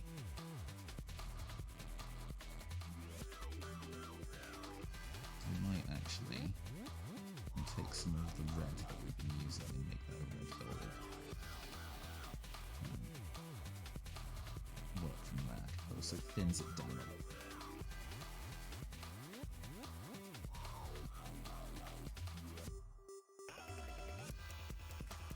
Oh yeah, there we go.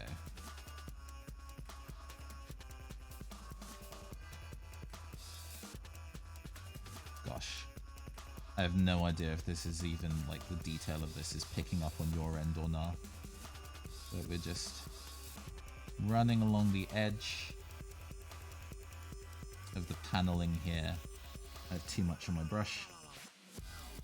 Let's clean my brush off and take a new fresh set. There we go.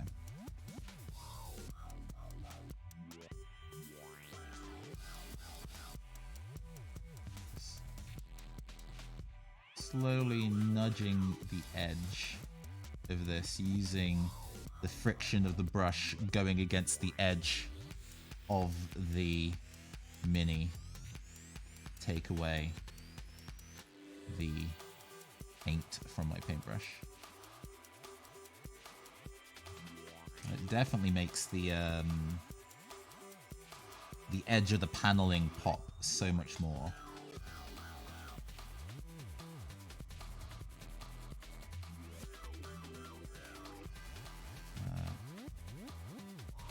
This is often also called edge highlighting.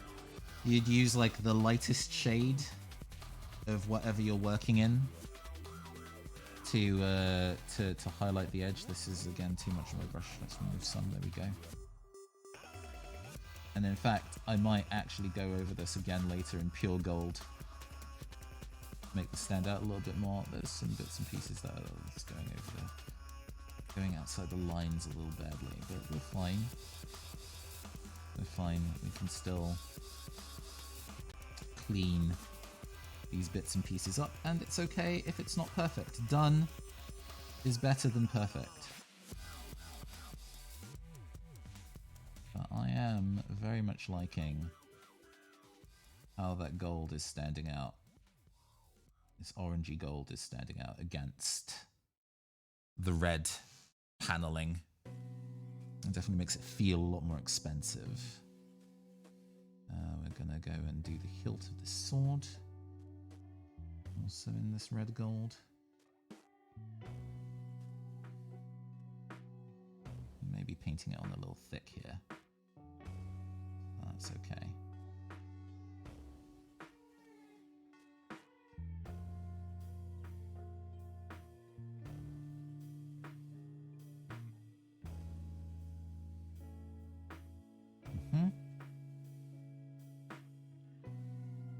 Old trim is already getting it to a place where it feels like it's feels more complete to looking, I think.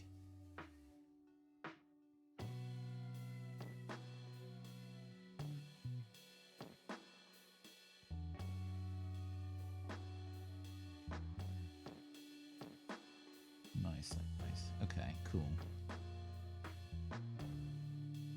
Actually, this entire area can be nudged into being gold.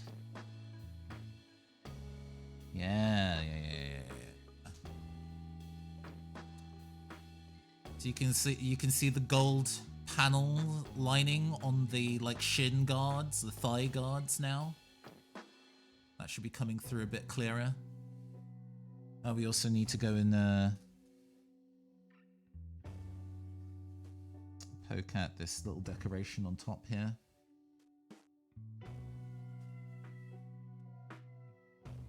Don't need to do too much to it. The actual kind of like, oh, this is too much.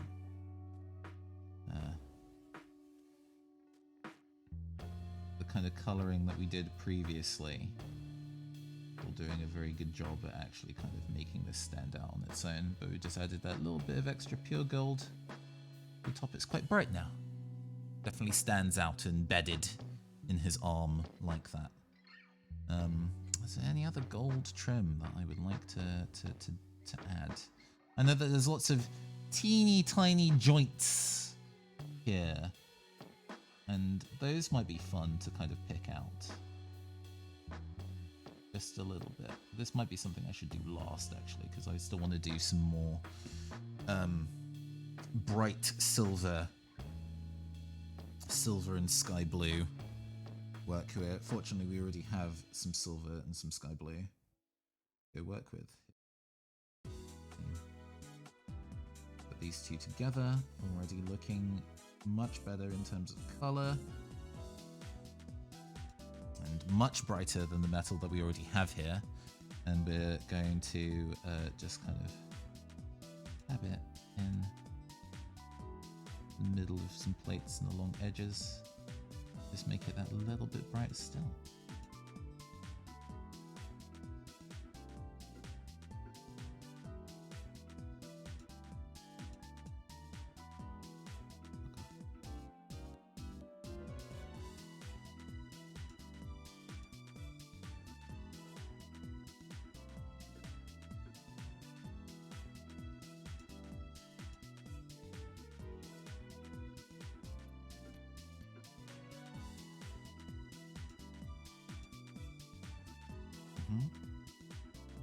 Yeah. No, this is making sense to me. Just kind of getting brighter highlights along the exposed pieces of metal. Where I already did the silver, just using a little bit less.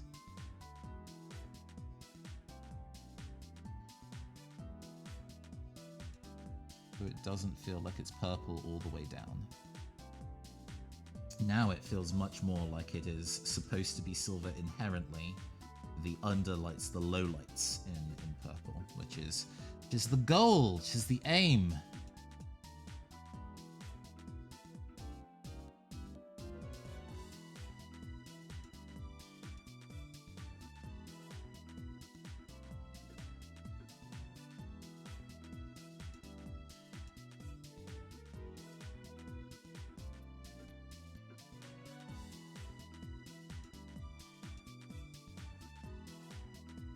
I gotta run. Yeah. Go and enjoy crafting for future fun times. We'll see you later, Captain Hurricane. Have a good one.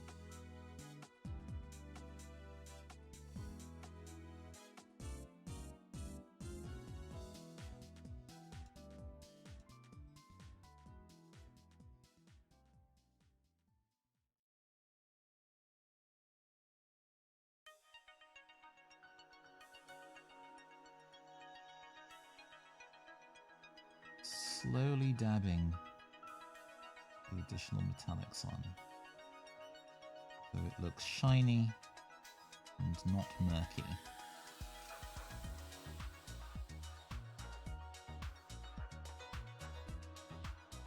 We might even still have to go and do some final bits of dry brushing in like a very bright, almost white, maybe. We'll see. We'll see. We might not need to. Like, does the arms and armor now don't look purple? There's still purple undertones. Actually, that looks really nice on camera. There's still purple undertones there, but it's no longer just purple. And in the places where there is a lot of purple, it's in shadow, which makes it feel unified and intentional. This has come a long way.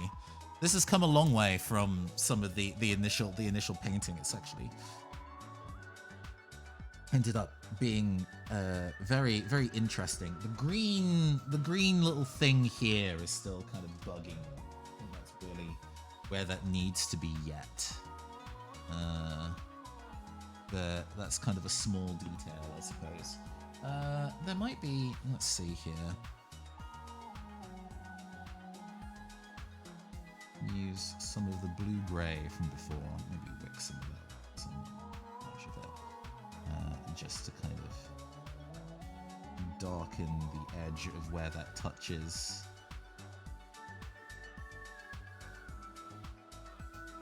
Touches the plating. It's fine. It's fine. I'm fussing. I'm in a position to almost call it done. The only couple things I'm going to do before we wrap it up is I'm going to neaten some of the bits and pieces where I overdid it in this panel. So we're just going to go clean that up.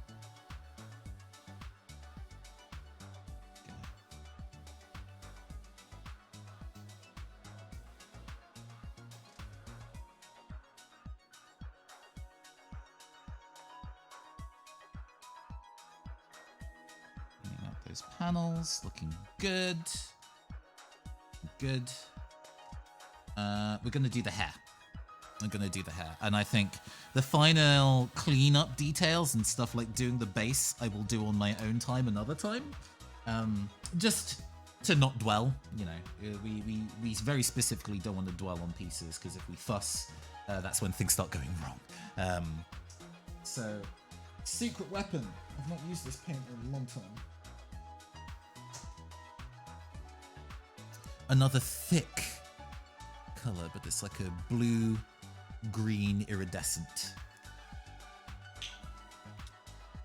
And we're gonna take, instead of the brushes that we were normally doing, we're gonna take in a dry brush, makeup brush,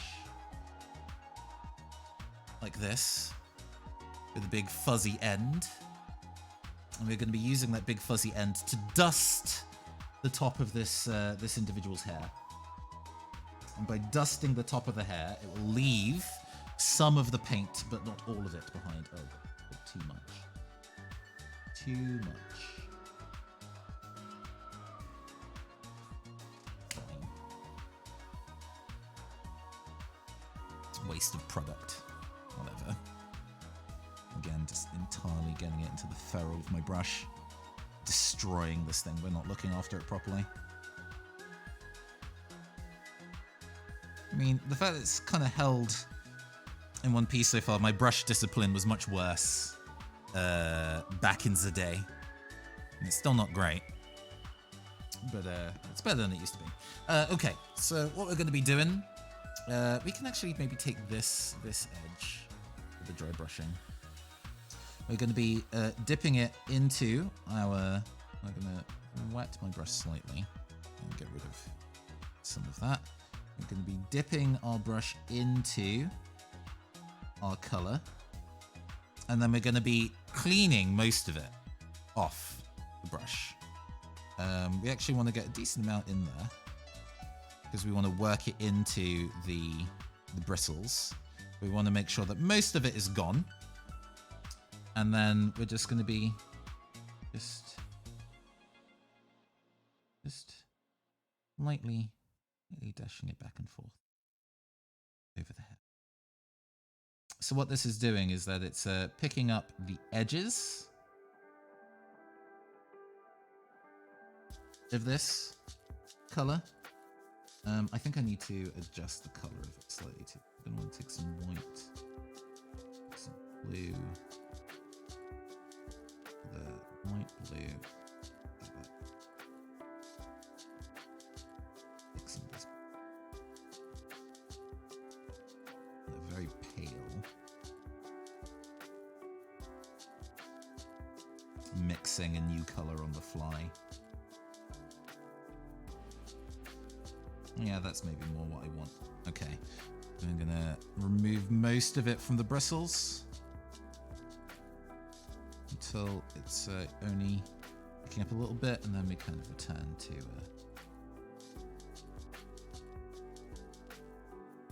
because this is this character has really textured hair, so it's actually quite easy to get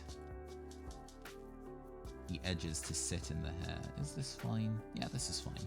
So his hair is brightened up by quite a bit now. And they've got a bit more of a blue-green tint to it than before, which is very different from the kind of like deep blue that it already have now built up a lot of color and texture in the hair.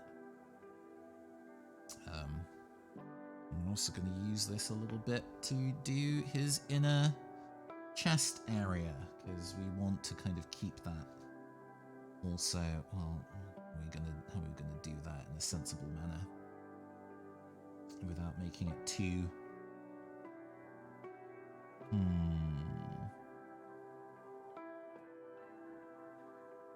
thinking. So we might just go in. Oh, that's too much.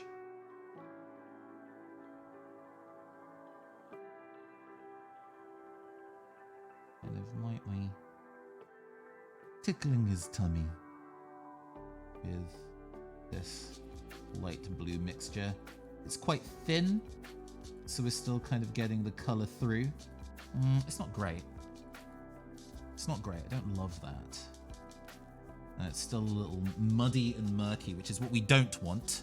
We very specifically want this character to be quite bold, which is why stuff like the green of the pouch is kind of not perfect.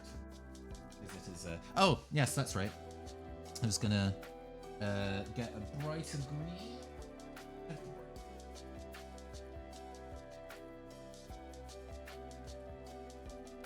Oh, here we go. We have a moot green. I'm gonna use this in a particularly thin amount.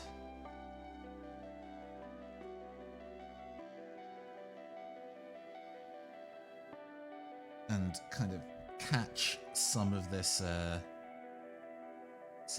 box. I'm using too thick of a brush for that. I need a more detailed brush if I want to be able to get what I need to there. Oh, this has been very productive, and I appreciate those of y'all who have kind of watched me do this for like the last 4 hours. Oh, maybe this is a little bright. It's fine. Kind of picking out the edges. This thing. You can kind of see. I got a little bit on the cape. Remove that though. It's fine. Okay. So we've got a little bit on the. Okay, we've removed that error. Cool. We've got a little bit of the bright green on that little side pouch thing, so it's a bit more obvious that it's there. We're also going to go in with our blue-green teal color and also kind of like brush this down, I think.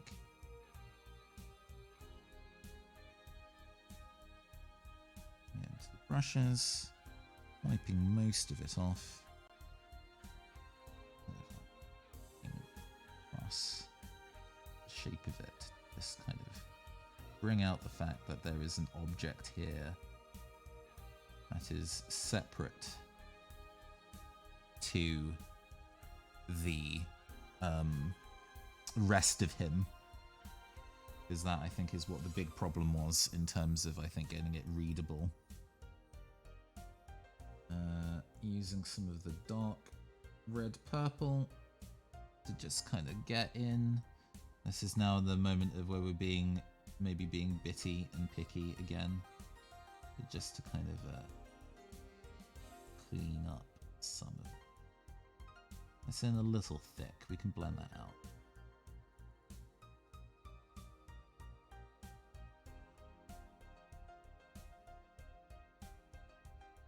Okay. Yeah. Finding just the right bits needed to go in there. Blend some of this out. Getting that orange from before. Go and stipple. So it's not just a big block of one colour. Go. Yeah, this does feel more like a lacquer red than an orange from before. It's still a little fiddly. Some of this is not perfect. I keep ruining that edge.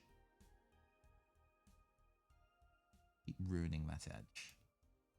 Which is a shame.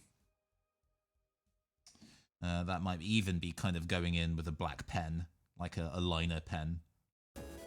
Just to kind of get the last bits and pieces needed to get it looking how I want. I also need to take some of this blue silver for his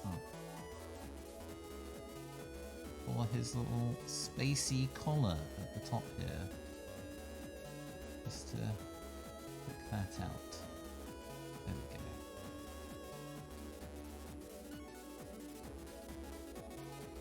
Using some purple.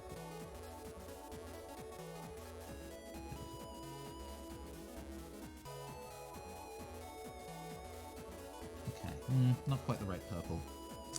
Not quite the right purple. I want the purple wash, which I do have. Ooh. This is fiddly mode. I really shouldn't be doing fiddly mode on camera. Fiddly mode is for when I'm like, hey, this is almost done, but I want to go and get it perfectly right, and that's pointless to kind of do while people are watching me, because I will fiddle forever, and that's not useful. People don't need to see me fiddle forever. But this looks good. I am very happy with how this is looking. There is some gold detailing that I want to do. I want to do the edge of the blade, right? Shit. We want...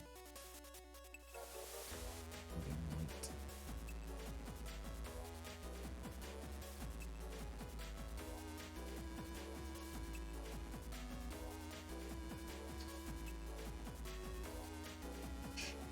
Oh gosh.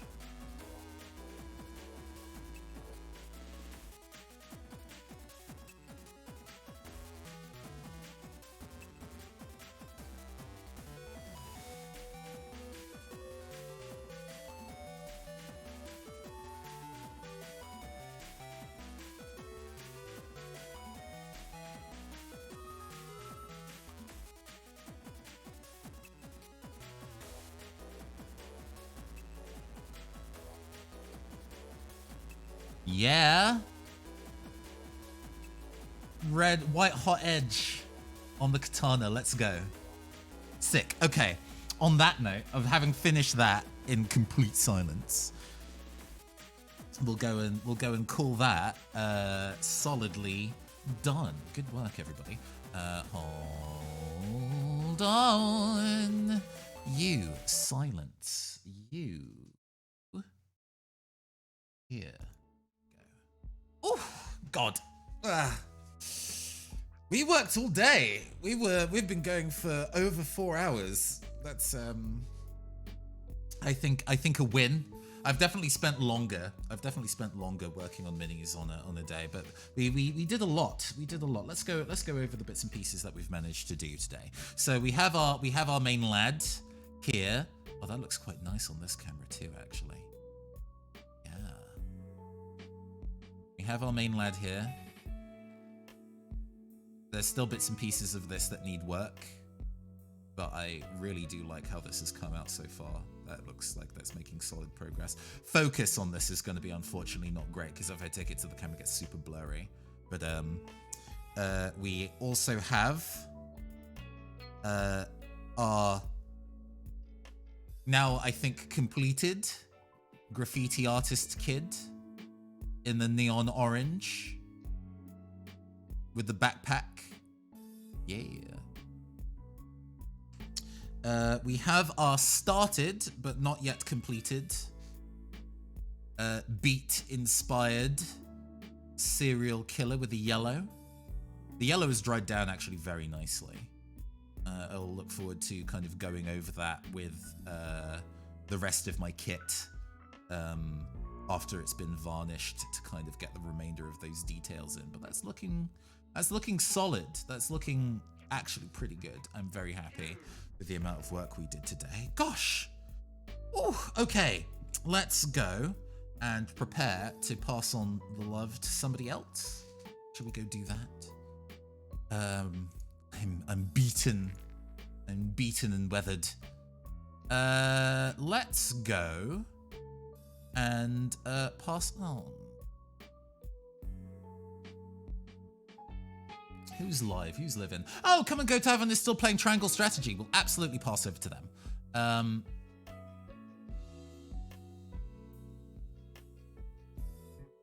There we go.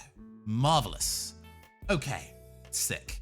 We've got that going. I haven't actually seen any proper Triangle Strategy, so I'm gonna look forward to seeing some of that. And you go give Sheila your love as well. I have been your androgynous android game show host from the future, Nathan Blades. This has been the Neon Costa Switch channel, and I'll see you soon, probably on Tuesday, possibly on Monday. Right? Catch you later.